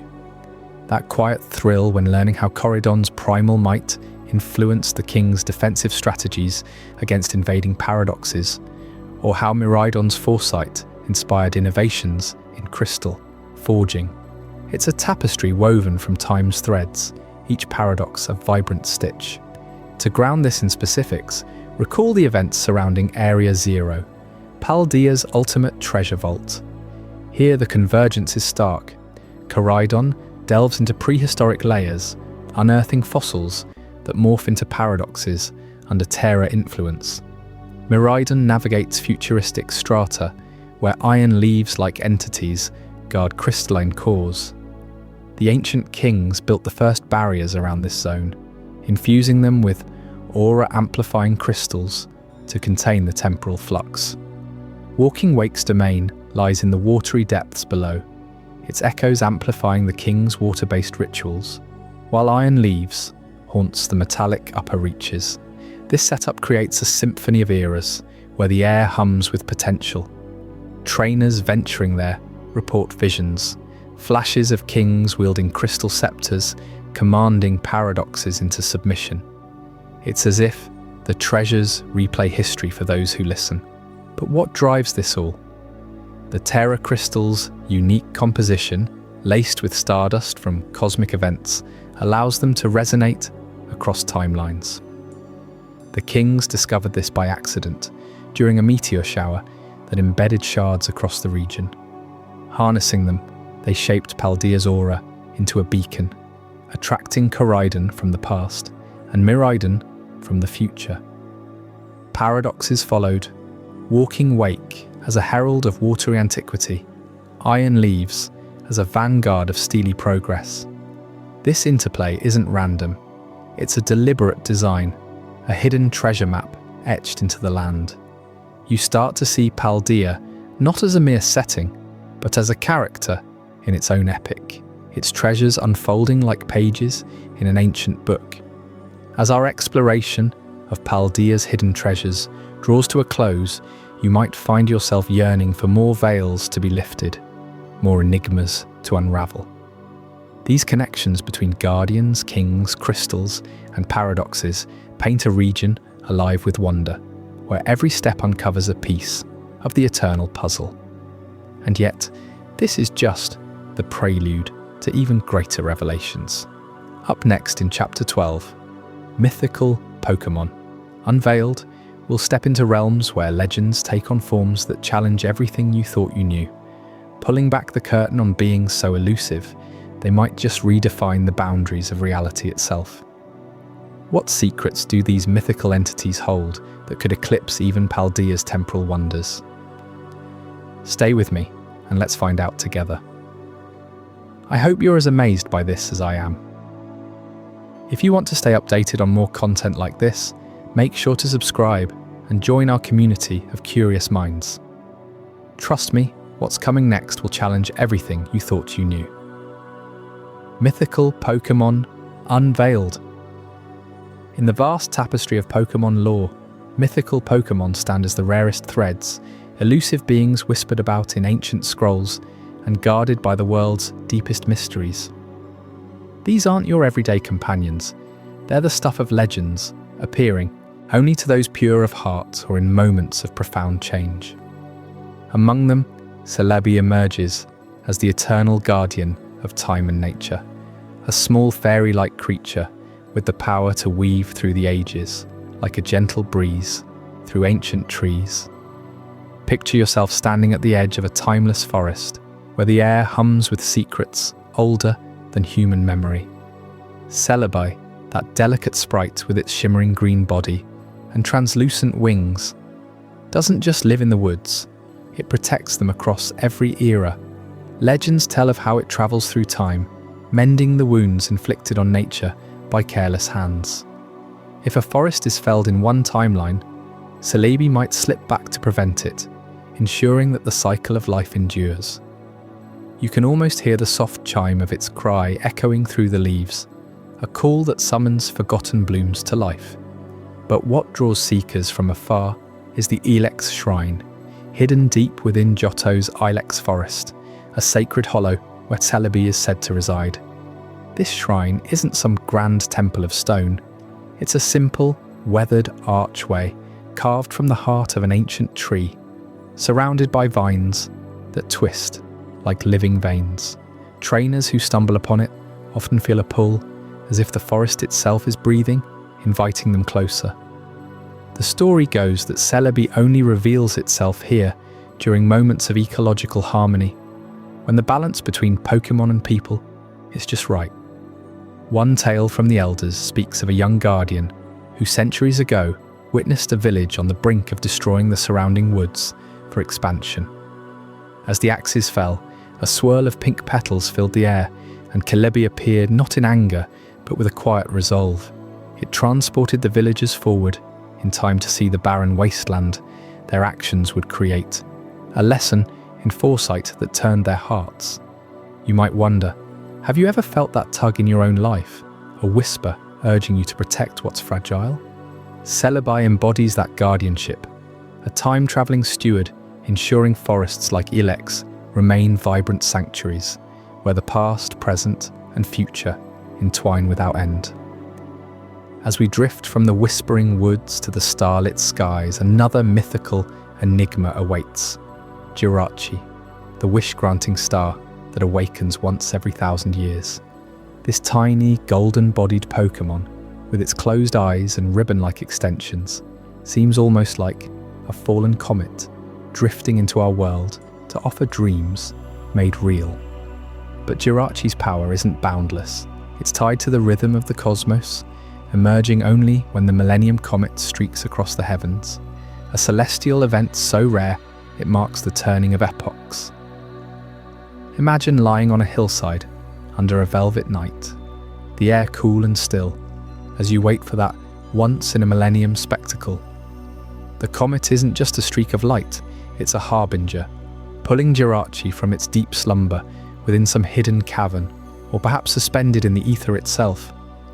When it awakens, Jirachi's third eye opens, and for 7 days, it grants wishes to those who find it, but only pure ones, born from hope rather than greed. Stories from Hoenn's ancient texts describe a drought-stricken land, where a humble fisherman discovered Jirachi during the comet's pass. His wish wasn't for gold or glory, but for rain to save the parched fields and the Pokémon that depended on them. As the comet blazed, gentle showers fell, reviving rivers and coaxing life from the soil. Yet there's a shadow to this gift. Jirachi's energy wanes with each wish, and by the 7th day, it retreats, eyes closing once more, leaving behind a world subtly altered. What makes Jirachi's legend so captivating is the hidden nature of the Millennium Comet itself. Astronomers in the Pokémon world track its path through fragmented star charts, but it defies prediction, appearing without warning after 1,000 years of dormancy. Some say it's not a natural body at all, but a vessel forged by Arceus in the dawn of creation, carrying Jirachi as its eternal passenger. You could spend nights pondering this. Does the comet choose its awakening based on the world's needs, or is it fate's whim? Explorers have chased false comets across the skies, only to find ordinary meteors, but those who witness the true one speak of a warmth in the air, a sense that wishes aren't just words, but seeds planted in the universe's soil. Jirachi teaches us patience, the quiet thrill of waiting for something extraordinary, and the responsibility that comes with dreams fulfilled.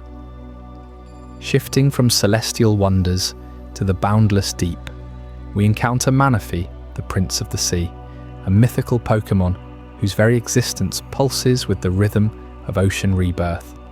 This small azure creature, with its whimsical hat-like crest and watery tail, isn't born in the traditional sense. It's a symbol of renewal, emerging from the heart of the sea during times of great tidal change. Legends portray Manaphy as the gentle heir to the underwater realms, a being that fosters harmony between land and wave, ensuring the ocean's ancient legacies endure. Envision the crash of waves against a misty shore at dawn, where the sea seems to sigh with secrets. Manaphy doesn't rule with might. Its legacy is one of quiet benevolence, guiding lost souls and mending fractured marine ecosystems. In the folklore of Sinnoh's coastal tribes, Manaphy is said to be reborn from a sacred egg laid in the deepest trenches, carried to the surface by benevolent currents when the seas cry out for balance. This rebirth isn't random, it's a response to calamity, like when pollution or storms threaten the delicate web of underwater life. One poignant account tells of a fishing village plagued by relentless tempests, their nets empty and spirits broken. A child, playing along the tide pools, found a glowing egg washed ashore. As it hatched under the moon's glow, Manaphy appeared, its cry a melody that calmed the gales and summoned schools of fish back to abundance. The prince's gentle touch healed not just the waters, but the people's hearts, reminding them of their bond with the sea. Yet Manaphy's oceanic rebirth carries layers of mystery that draw scholars to the waves. The egg, known as the Manaphy egg, is incredibly rare, often hidden in places like the Seafoam Islands or the uncharted depths near Alola. When it hatches, Fiona, Manaphy's distant kin, sometimes emerges instead, a humbler echo of the prince's power, drifting aimlessly until it finds purpose. But true Manaphy sightings are transformative. Witnesses describe a surge of empathy, an instinctive understanding of the ocean's moods. Have you ever stood by the sea and felt its pull, as if it were sharing a story? That's the essence of Manaphy's legacy, a gentle sovereignty that promotes rebirth, where every tide brings not destruction, but the promise of new beginnings. In its wake, coral reefs flourish, migratory Pokémon find safe paths, and humans learn to tread lightly on the water's edge. These mythical Pokémon, Celebi weaving time's fragile threads, Jirachi igniting wishes under forgotten stars, and Manaphy heralding the sea's eternal renewal, remind us that the Pokémon world is alive with unseen guardians. They're not conquerors or champions, but subtle forces that nudge the balance toward harmony. Think back to your own journeys. Perhaps you've brushed against such magic in a quiet glade or a stargazing night. Each one invites us to listen closer, to protect what we cherish, knowing that even in the ordinary, the extraordinary waits. Delving deeper into Celebi's domain, consider the rituals tied to the Ilex shrine. Pilgrims don't arrive with offerings of gold. They come with seeds or vows of stewardship, planting them at the shrine's base as a pact with time. Celebi in response might grant a glimpse of futures yet to unfold, a blooming meadow spared from fire, or a river restored to crystal clarity. One documented encounter, chronicled in Johto's archives, involved a researcher on the verge of a breakthrough that would harness forest energy unsustainably.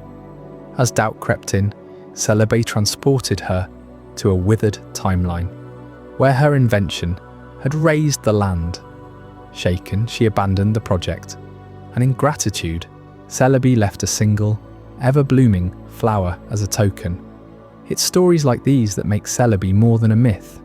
It's a living conscience for the wilds, ensuring that every rustle in the leaves carries hope. Jirachi's Millennium Cycle adds another layer of wonder, with the comet's path intersecting human history in unexpected ways. Ancient carvings on Mount Coronet depict the first recorded awakening, where a king's selfish wish backfired, turning his kingdom to dust as a cautionary tale. Modern seekers, armed with telescopes and lore books, form watch parties during predicted alignments, though the comet's elusiveness keeps the thrill alive.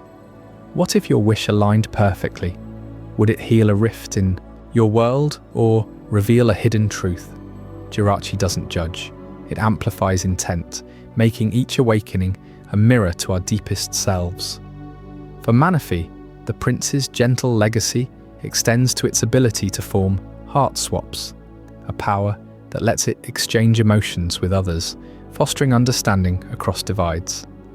In oceanic lore, this helped bridge conflicts between surface dwellers and merfolk-like Pokémon, turning potential wars into alliances.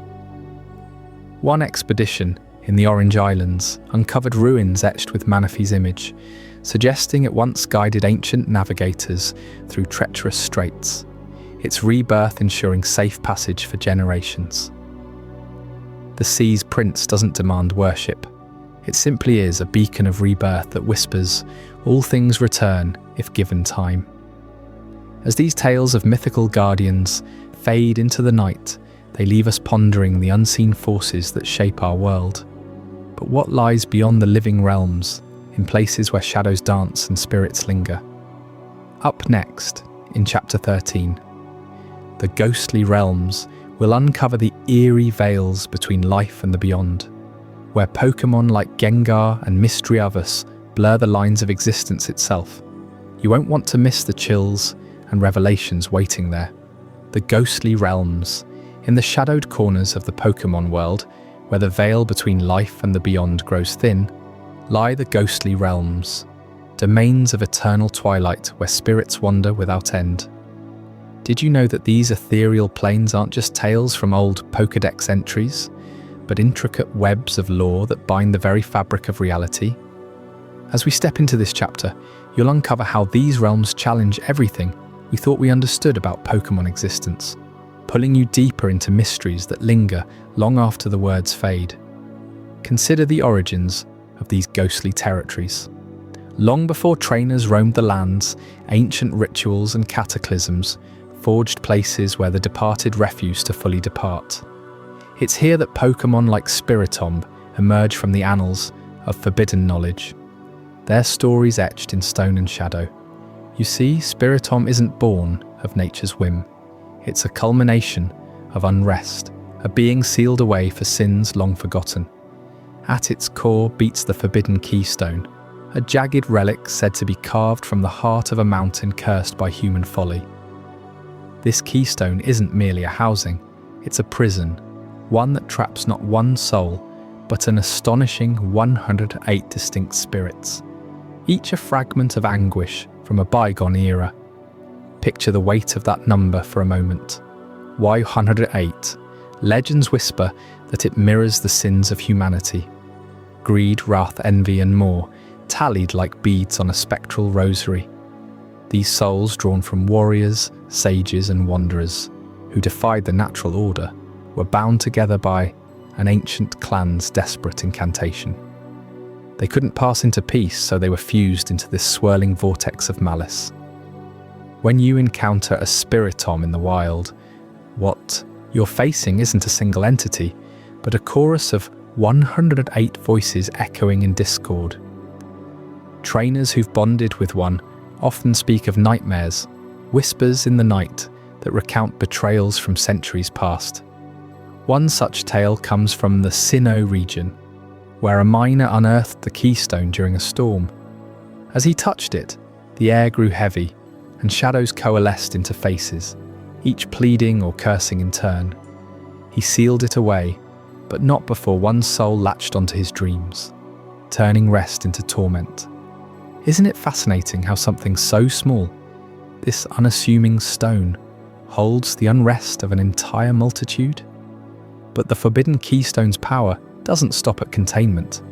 It acts as an anchor, tethering these spirits to the physical world and preventing them from unraveling the balance entirely. Without it, the 108 could scatter like mist, infusing every corner of the realm with their chaos. In battles, Spiritomb draws on this collective fury, unleashing moves like Shadow Ball that feel less like attacks and more like vengeful outbursts from the grave. You might wonder, could a trainer ever free them?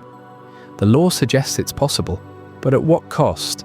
Harmonizing 108 fractured essences would demand a purity of heart few possess, a ritual under a blood moon where forgiveness must outweigh judgment. Yet in the quiet hours, as you reflect on your own Pokémon companions, doesn't it make you ponder the hidden burdens they carry? Venturing deeper into the ghostly realms brings us to realms beyond even Spiritomb's grasp, places twisted by forces older than time itself. Enter Giratina, the renegade Pokémon, guardian and outcast of the distortion world. This isn't your typical habitat of forests or oceans. The distortion world is a fractured mirror of our own reality, a place where gravity bends like reeds in the wind, and colours invert into haunting negatives. Giratina rules here, its serpentine form coiling through voids that defy logic. But why was it banished to such isolation? The answer lies in its vital role, maintaining dimensional balance. You see, the Pokémon world teeters on the edge of countless planes. Ours, the spirit world, even echoes of alternate timelines. Without equilibrium, these layers could collide, unleashing cataclysms that swallow cities whole. Giratina, born from the same genesis as Dialga and Palkia, embodies the antimatter that holds it all apart. Legends from the Sinnoh myths describe it as the shadow to Arceus's light, not evil, but necessary opposition. When the creation trio, Dialga commanding time, Palkia space, threaten to overexpand, Giratina pulls the threads taut, distorting excesses into its realm for safekeeping. Think of it as the universe's safety valve, venting chaos before it erupts. Stories abound of those who've glimpsed this world. In the games, Cyrus of Team Galactic sought to harness Giratina's power, believing perfection lay in the emotionless void. But what he unleashed was a glimpse of true imbalance. Platforms floating in reverse, rivers flowing upward, and echoes of the living warped into screams. You can almost hear the hum of that instability, a low vibration that rattles the soul. Trainers who accidentally breach the veil, perhaps through a warped cave in Stark Mountain, return changed, their perceptions of reality forever skewed. One account from an old journal speaks of a boy who fell through a rift during a storm. He wandered for what felt like days in a labyrinth of inverted skies, guided only by Giratina's distant roar. When he emerged, time had bent around him. His friends aged mere hours while he lived eons in isolation. Such tales remind us that Giratina isn't a monster to conquer, but a sentinel. Its distortion world preserves the delicate harmony, ensuring our world doesn't fracture under its own weight. How often do we overlook these unseen guardians, drifting through our adventures without a thought to the voids they patrol? Yet the ghostly realms hold more than just colossal forces like Giratina. Lurking in the fringes are subtler presences, echoes of loyalty lost to time. Take Marshadow, the mythical Pokémon, whose very name evokes stealth and sorrow. Unlike the boisterous legends of dragons or gods, Marshadow thrives in mimicry, a shadow that apes the moves of those it admires from afar. But beneath its playful facade lies a deeper truth, the whispers of forgotten trainers, imprints of bonds severed by fate. Marshadow doesn't seek battles for glory. It observes, learns, and emulates in silence. Born from the Galar region's misty legends, it's said to manifest near sites of great duels where the echoes of commands still linger in the air. Imagine a spectral figure, cloaked in perpetual dusk, copying a Lucario's aura sphere, not out of rivalry, but reverence. These whispers it carries are the voices of trainers long gone, heroes who vanished in wars or quests, their final words urging perseverance. One folklore from the Isle of Armor recounts a knight whose partner, Pokémon, fell in battle. In grief, he carved a hidden shrine, and from its shadows rose Marshadow, mirroring the knight's lost companion flawlessly. It didn't fight, it simply stayed a living echo, whispering encouragements that kept the knight's spirit alive through lonely years. What makes Marshadow so poignant is its elusiveness. You can't force an encounter, it chooses when to reveal itself, drawn by pure-hearted resolve. In the anime, Ash once sensed its presence during a tournament, feeling an inexplicable pull, as if the Pokémon were testing his own forgotten dreams. Those whispers, they're not just sounds, they're fragments of stories untold, urging current trainers to honour the past. Have you ever felt a chill during a late-night training session? A faint echo of praise from battles you never fought? That might be Marshadow, weaving the threads of legacy into the present. As we linger in these ghostly realms, patterns emerge that tie Spiritom's bound unrest, Giratina's vigilant distortions, and Marshadow's quiet echoes into a tapestry of impermanence. Each element reminds us that the Pokémon world isn't divided into light and dark, but intertwined shades where loss fuels endurance. The Forbidden Keystone's 108 souls teach forgiveness amid fury. The Distortion world's inversions reveal balance in chaos, and Marshadow's mimicry honours the invisible chains of memory. Together, they form a realm that's as comforting as it is uncanny, a place where spirits don't haunt but guide, if only we listen. Delve further, and you'll find how these realms intersect with everyday lore. In the Unova region, ghost types like Yamask carry masks of their former human lives, tears falling as blue flames, echoes of emotions too raw to fade. Or consider the Hisuian region, where noble Pokémon like Hisui and Zoroark command illusions that blur the line between realm and reality, protecting sacred sites from intruders. These aren't isolated myths, they're threads in a larger weave. Trainers who explore haunted routes at midnight report sightings of Litwick processions, guiding lost souls, or perhaps wayward adventurers, back to safety. It's in these moments that the ghostly realms feel alive, pulsing with a rhythm that syncs with your own heartbeat.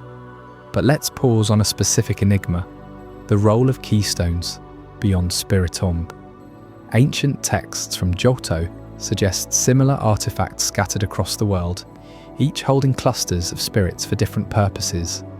One in the Whirl Islands supposedly binds waterlogged souls from shipwrecks, their unrest manifesting as sudden whirlpools.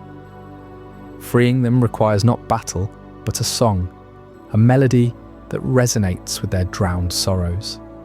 You can envision a trainer standing on jagged cliffs, voice carrying over crashing waves, as the keystone cracks and translucent figures rise, finally at peace.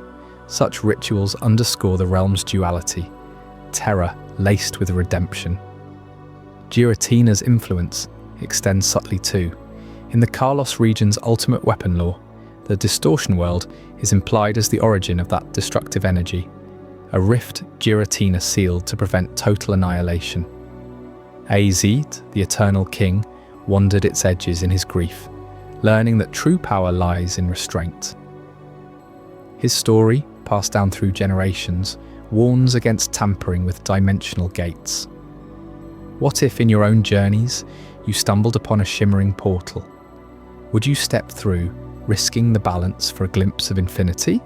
Marshadow's whispers grow more intricate in fan-shared legends, blending with real game mechanics. Its ability to learn any move through observation mirrors how trainers evolve, absorbing lessons from defeats. In competitive play, a well-timed spectral thief steals boosts, a nod to those forgotten voices claiming what's owed. But emotionally, it's the bond that captivates. A tale from a Pokémon camp counselor describes a child who, after losing a cherished pet, heard faint cheers during a mock battle. Marshadow had appeared, mimicking the child's confidence, whispering, "Keep going," in a voice like wind through leaves. That night, the child slept soundly, the realm's gentleness wrapping around like a blanket. Expanding on these, the ghostly realms influence festivals worldwide. In Alola's moon festivals, lanterns are lit to appease spirits, preventing hauntings. Gengar, the ultimate trickster, leads pranks that evolve into lessons on fear's futility. You might recall encounters where a ghastly's lick causes shivers, but it's really a nudge toward bravery. These interactions humanize the ethereal, making the unknown feel approachable. As our exploration of the ghostly realms draws to a close, you're left with a sense of quiet wonder. How these spectral forces shape not just Pokémon, but our understanding of legacy and loss. The unrest, the distortions, the whispers, they all converge to remind us that every ending harbors a new beginning. And as we prepare to shift from shadows to scales, get ready for Chapter 14, Dragon Legends. Across eras, where ancient behemoths soar through history, their roars echoing secrets that could redefine power itself. What hidden flights await? Stay with me, and you'll soon find out. Dragon Legends across eras. In the vast tapestry of Pokémon lore, few creatures embody the raw majesty of time itself, like the dragons that have soared through eras, guardians and destroyers alike. Their scales etched with the secrets of worlds long past. Rayquaza, the sky-high serpent of Hoenn, stands as one of the most enigmatic of these ancient beings, a sentinel perched in the ozone layer, far above the clouds where human eyes dare not follow. You might wonder, what compels such a colossal force to linger in the stratosphere, isolated yet ever watchful? It's a vigil born from necessity, a role that predates the rise of trainers and gyms, rooted in the planet's own fragile balance. Not as a mere habitat, but as a throne of responsibility. Rayquaza doesn't just dwell there, it enforces the boundaries of the skies. Legends whisper that it descended during cataclysmic events, like the clash between Groudon and Kyogre, those primal titans who threatened to drown or scorch the world below. Without Rayquaza's intervention, the ozone layer itself could shatter, unleashing cosmic rays that would poison the air we breathe. Isn't it fascinating how this dragon, often unseen, holds the atmosphere intact? Its body, coiled like a living aurora, absorbs and redirects solar energies, preventing the very sun from overwhelming the earth. Trainers who glimpse it from afar speak of a pressure in the air, a hum of power that vibrates through your bones, reminding you that some forces are too immense for capture. But Rayquaza's story doesn't end in quiet guardianship. When the world teeters on the brink, it unleashes a transformation that shakes the foundations of legend, mega evolution. This isn't some fleeting power-up. It's a primal surge, a return to an ancestral fury that amplifies its already godlike presence. With the Keystone and its Megastone aligned, Rayquaza evolves into a form that's less serpent and more celestial dragon, its body elongating with jagged fins and a delta-shaped maw that channels ozone itself into Delta Stream. You can almost feel the rush of wind as it activates, the air thickening with electric potential, turning the battlefield into a private hurricane. This surge isn't just about strength, it's a reminder of Rayquaza's origins in the ozone's cradle, where it draws from the layer's essence to fuel an unbreakable will. Imagine facing it in battle, your Pokémon's attacks glancing off like rain on stone, while Rayquaza's Draco Meteor rains down like falling stars. What drives this evolution? Some say it's the echo of ancient pacts, forged when the skies were young and dragons ruled unchallenged. As we drift from Hoenn's heights to the fractured heart of Unova, the dragon legends take on a more human shade, mirroring the conflicts that divide us all. Here, in a region built on ideals and ambitions, 3 legendary dragons emerge not as solitary watchers, but as embodiments of ideology itself: Reshiram, Zekrom, and their shadowed counterpart, Kyurem. These aren't just beasts of scale and flame, they're the fractured ideals of twin heroes from Unova's founding myth, brothers whose dreams tore the world asunder. You know the tale, or perhaps you've only heard whispers. The hero who sought truth and the one who chased ideals. Their dragons clashing in a war that birthed the region's black and white duality. Reshiram, the vast white Pokémon, soars as a beacon of purity and knowledge, its turbine wings generating flames that illuminate hidden realities. It's said to have vanished after the ancient war, slumbering until a hero pure of heart can awaken it with the DNA splicers. But what ideals does it guard? Truth, unyielding and scorching, the kind that burns away illusions. Then there's Zekrom, the vast black Pokémon, a thunderous counterpart whose electric tail strikes like judgment from the storm. It represents ideals, the drive to forge new paths, even if they defy the known world. Together, they were once one dragon, split by betrayal and ambition, their essences locked in eternal opposition. Kyurem, the boundary dragon, lurks in the frozen wastes of Giant Chasm, a husk of that original form, cold and incomplete. It absorbs the others through fusion, becoming Black Kyurem or White Kyurem, merging destruction with philosophy in a way that questions everything. How do you reconcile such fractured ideals? In Unova's lore, these dragons aren't villains or saviors, they're mirrors to our own divisions, urging trainers to choose sides in the dance of progress and preservation. Delve deeper, and you'll uncover how these dragons influenced Unova's culture, from the towering Dragon Spiral Tower, where they were said to have first awakened, to the moral quandaries faced by the region's champions. Imagine standing at the tower's peak as the wind howls, feeling the weight of choices that echo through generations. Reshiram's fire doesn't just burn, it reveals, forcing you to confront uncomfortable realities about power and legacy. Zekrom's lightning, on the other hand, electrifies the soul, pushing you toward bold, uncharted ideals that might upend the status quo. And Kyurem? It's the chill of indifference, a warning that without unity, even legends crumble into ice. These dragons' ideals aren't abstract. They've shaped wars, inspired philosophers, and even influenced the design of Unova's Pokémon League, where battles test not just strength, but conviction. You might ask yourself, if you encountered one, would you align with truth's blaze or ideal's storm? Their fractured existence reminds us that dragons across eras aren't monolithic. They evolve with the stories we tell about them. Shifting our gaze to even more arcane depths, consider Regidrago, the Zero Dragon, from the distant Crown Tundra, a relic of destruction whose very name evokes the void. This isn't a dragon of lofty skies or ideological fire, it's a harbinger of raw, unbridled chaos, awakened from millennial slumber in a temple sealed by ancient orbs. Regidrago's body, forged from brass and fury, channels draconic energy through its cavernous mouth, unleashing blasts that could level mountains. But here's the twist that grips you. What if such power was never meant to roam free? Enter the Control Orbs, 4 artifacts of legend.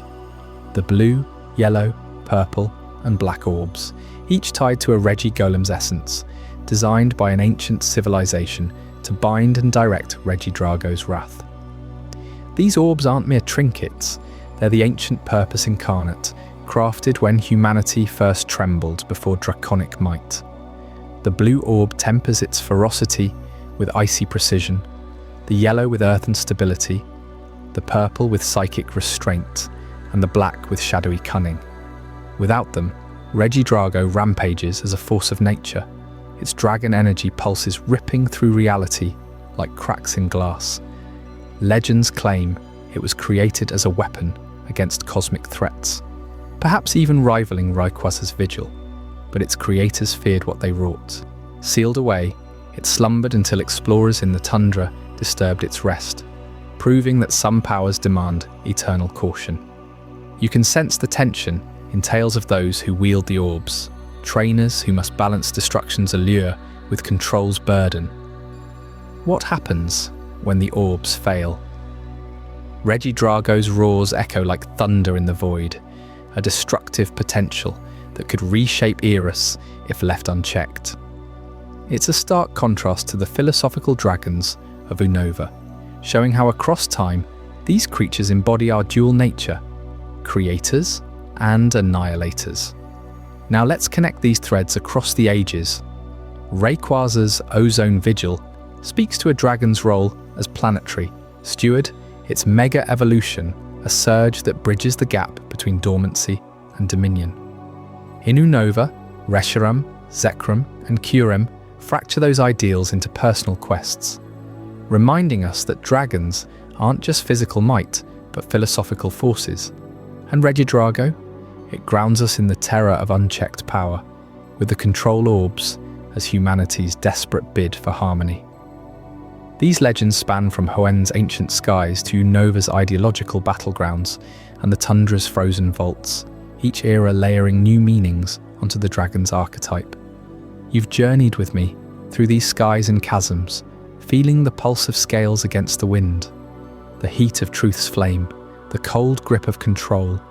But what binds these majestic beings to us, the humans, who dare to call them partners? That's the heart of our next chapter, Human Pokémon Bonds Through Time, where we'll uncover how these eternal dragons forged connections that change destinies forever, connections that might just redefine what it means to walk beside legends. Human Pokémon Bonds Through Time.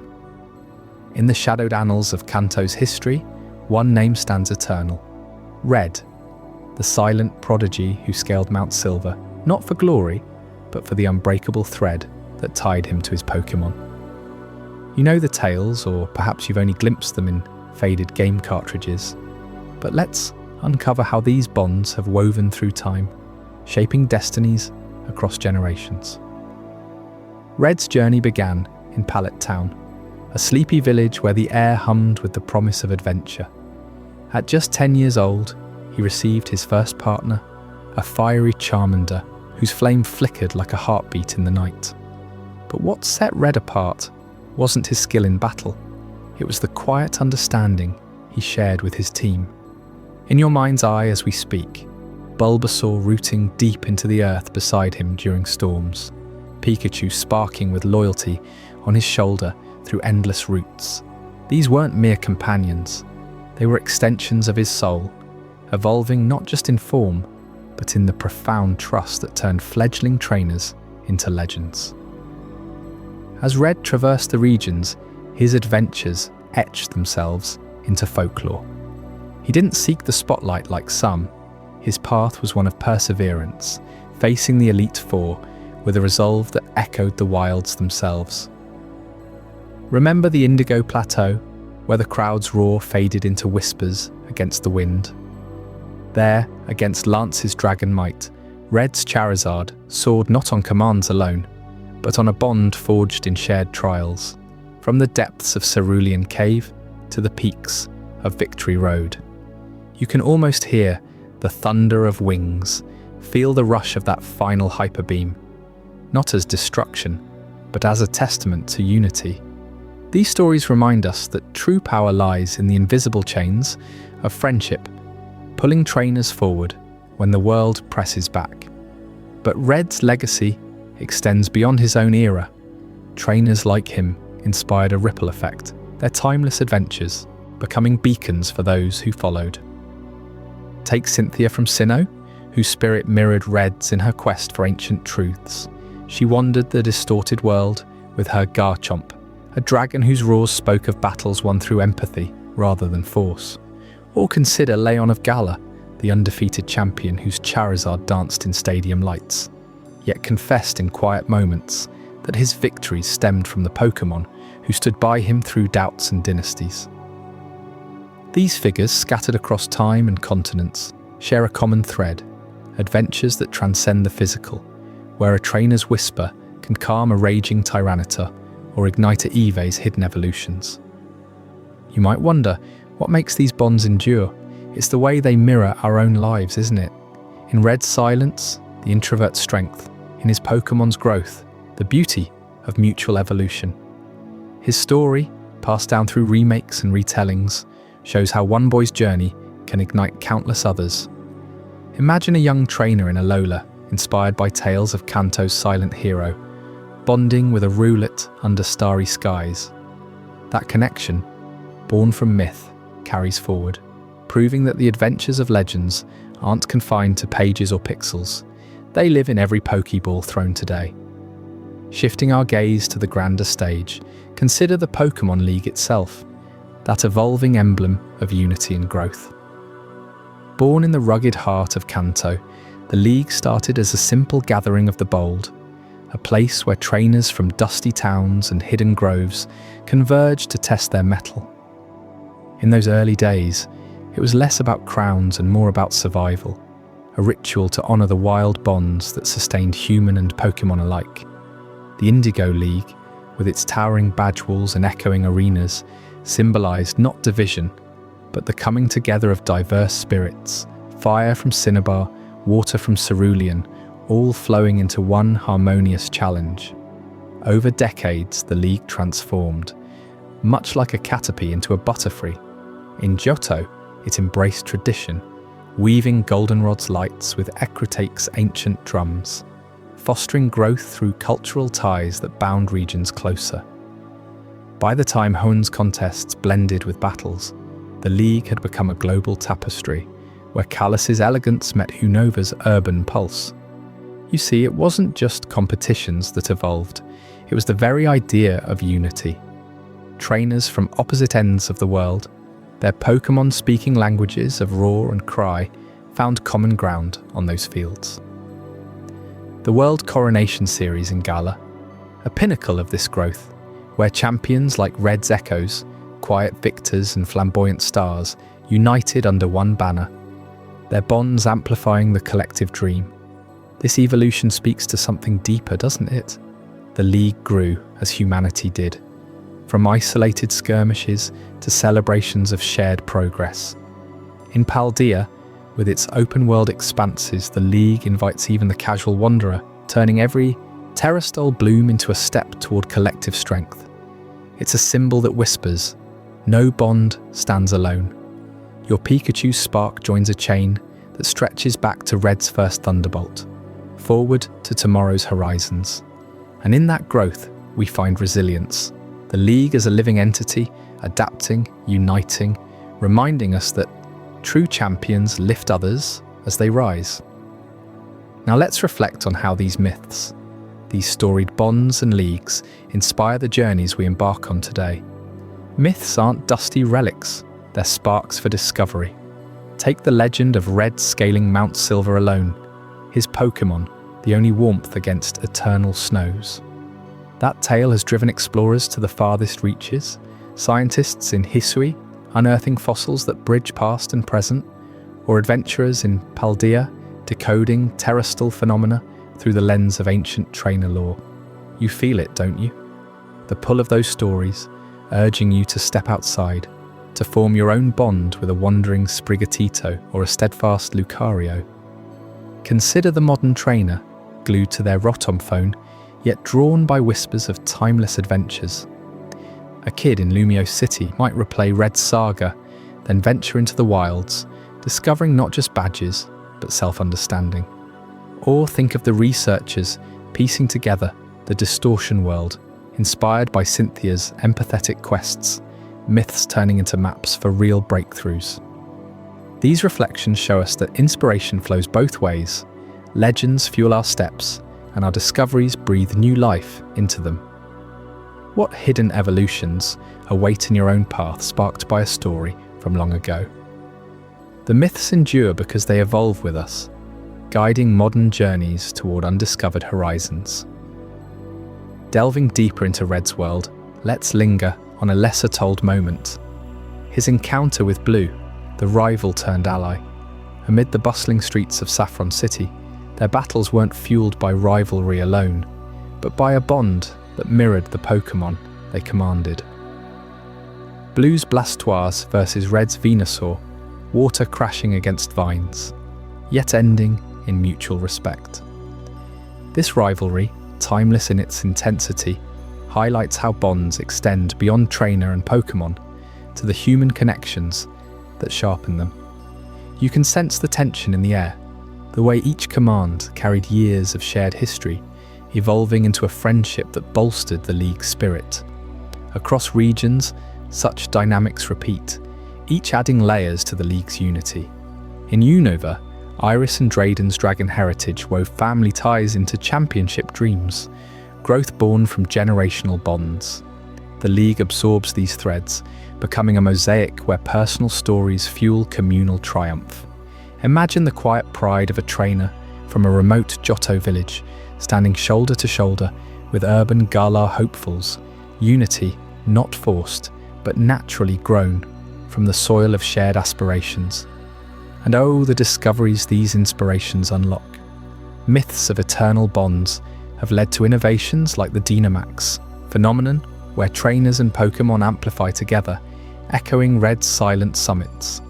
In labs from Mesagoza to Motostoke, scientists draw from legendary tales to study mega evolutions, uncovering how emotional resonance triggers genetic shifts. Your everyday journey, perhaps a simple walk through Viridian Forest, carries this legacy. Spotting a wild Rattata, you recall Red's stealthy approaches, and suddenly the world feels alive with possibility. These reflections aren't abstract. They're the bridge from myth to your reality, inspiring steps that lead to personal growth and collective wonder. As we trace these bonds through time, it's clear they've shaped not just trainers, but societies. The League's evolution mirrors societal shifts, from Kanto's post-war rebuilding, where battles healed divides, to Galar's inclusive spectacles that welcome all walks. Unity grows here, in the cheers that echo across stadiums, in the bonds that outlast trophies. Red's adventure, starting with a single step from Pallet, reminds us that every great tale begins small, expanding into waves of inspiration. You might pause here, letting these stories settle like mist over a quiet lake. How has a Pokémon bond touched your life, even in fleeting moments? The myths invite such questions, drawing us into discoveries that feel intimately ours. From Red's peaks to the League's arenas, these elements intertwine, proving that time doesn't erode connections, it polishes them, revealing deeper shines. Yet as bonds forge eternal harmonies, we edge toward dreams that whisper even softer promises. In the next chapter, Eternal Harmony and Dreams, we'll explore visions that transcend the waking world, where slumbering legends awaken secrets you never imagined possible. Stay with me as we drift into that serene realm, eternal harmony and dreams. In the heart of every Pokémon legend lies a profound truth. The universe thrives on balance, where light and shadow, creation and destruction, trainer and Pokémon entwine in an eternal dance. This harmony isn't just a fleeting moment in battle or a trainer's bond with their companion. It's the very fabric that holds regions together, from the ancient forests of Kanto to the starry expanses beyond our known world. You've journeyed with me through tales of forgotten ruins and whispering winds, but now, as we reach the crescendo of our nocturnal exploration, let's uncover how this balance echoes through time, shaping not only the past but the dreams of what lies ahead. Consider Arceus, the alpha Pokémon, often depicted as the architect of all existence. Legends whisper that it birthed the creation trio, Dialga for time, Palkia for space, and Giratina for antimatter, from its very essence. Yet this act of creation demanded equilibrium. Without Giratina's exile to the distortion world, the balance would shatter, plunging reality into chaos. It's a reminder, isn't it, that even the mightiest forces must yield to harmony? In Sinnoh's myths, this triad isn't a hierarchy, but a symphony, each note sustaining the others. You can almost hear it in the quiet of Mount Coronet at midnight, where the air hums with unseen energies, urging trainers to respect the delicate weave of their world. This theme of balance permeates every corner of the Pokémon tapestry. Take the legendary birds of Kanto, Articuno, Zapdos, and Moltres. They embody ice, lightning, and fire, elemental opposites that could ravage the land if unchecked. Yet folklore from the Seafoam Islands suggests they circle the globe in eternal pursuit, not to conquer, but to maintain the season's rhythm. When one dominates, the others rise to restore order. It's a cycle that mirrors our own lives, where triumphs and setbacks blend into growth. Have you ever felt that pull during a late-night Pokémon battle, when strategy hinges on adapting to your opponent's strengths, turning potential defeat into a harmonious victory? That's the universe teaching us through these creatures that true power lies in synergy, not solitude. And what of the guardian deities from Alola? Tapu Koko, Tapu Lele, Tapu Bulu, and Tapu Fini, each tied to an island, protecting its spirit while challenging humans to prove their worth.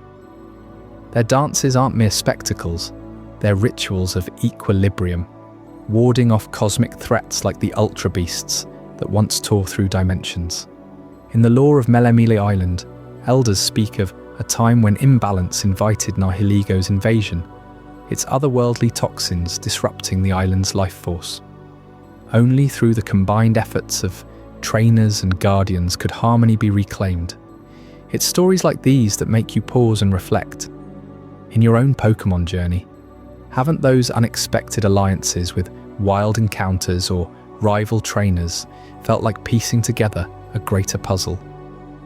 As we delve deeper into this vast tapestry, the balance extends beyond battles to the ecosystems themselves.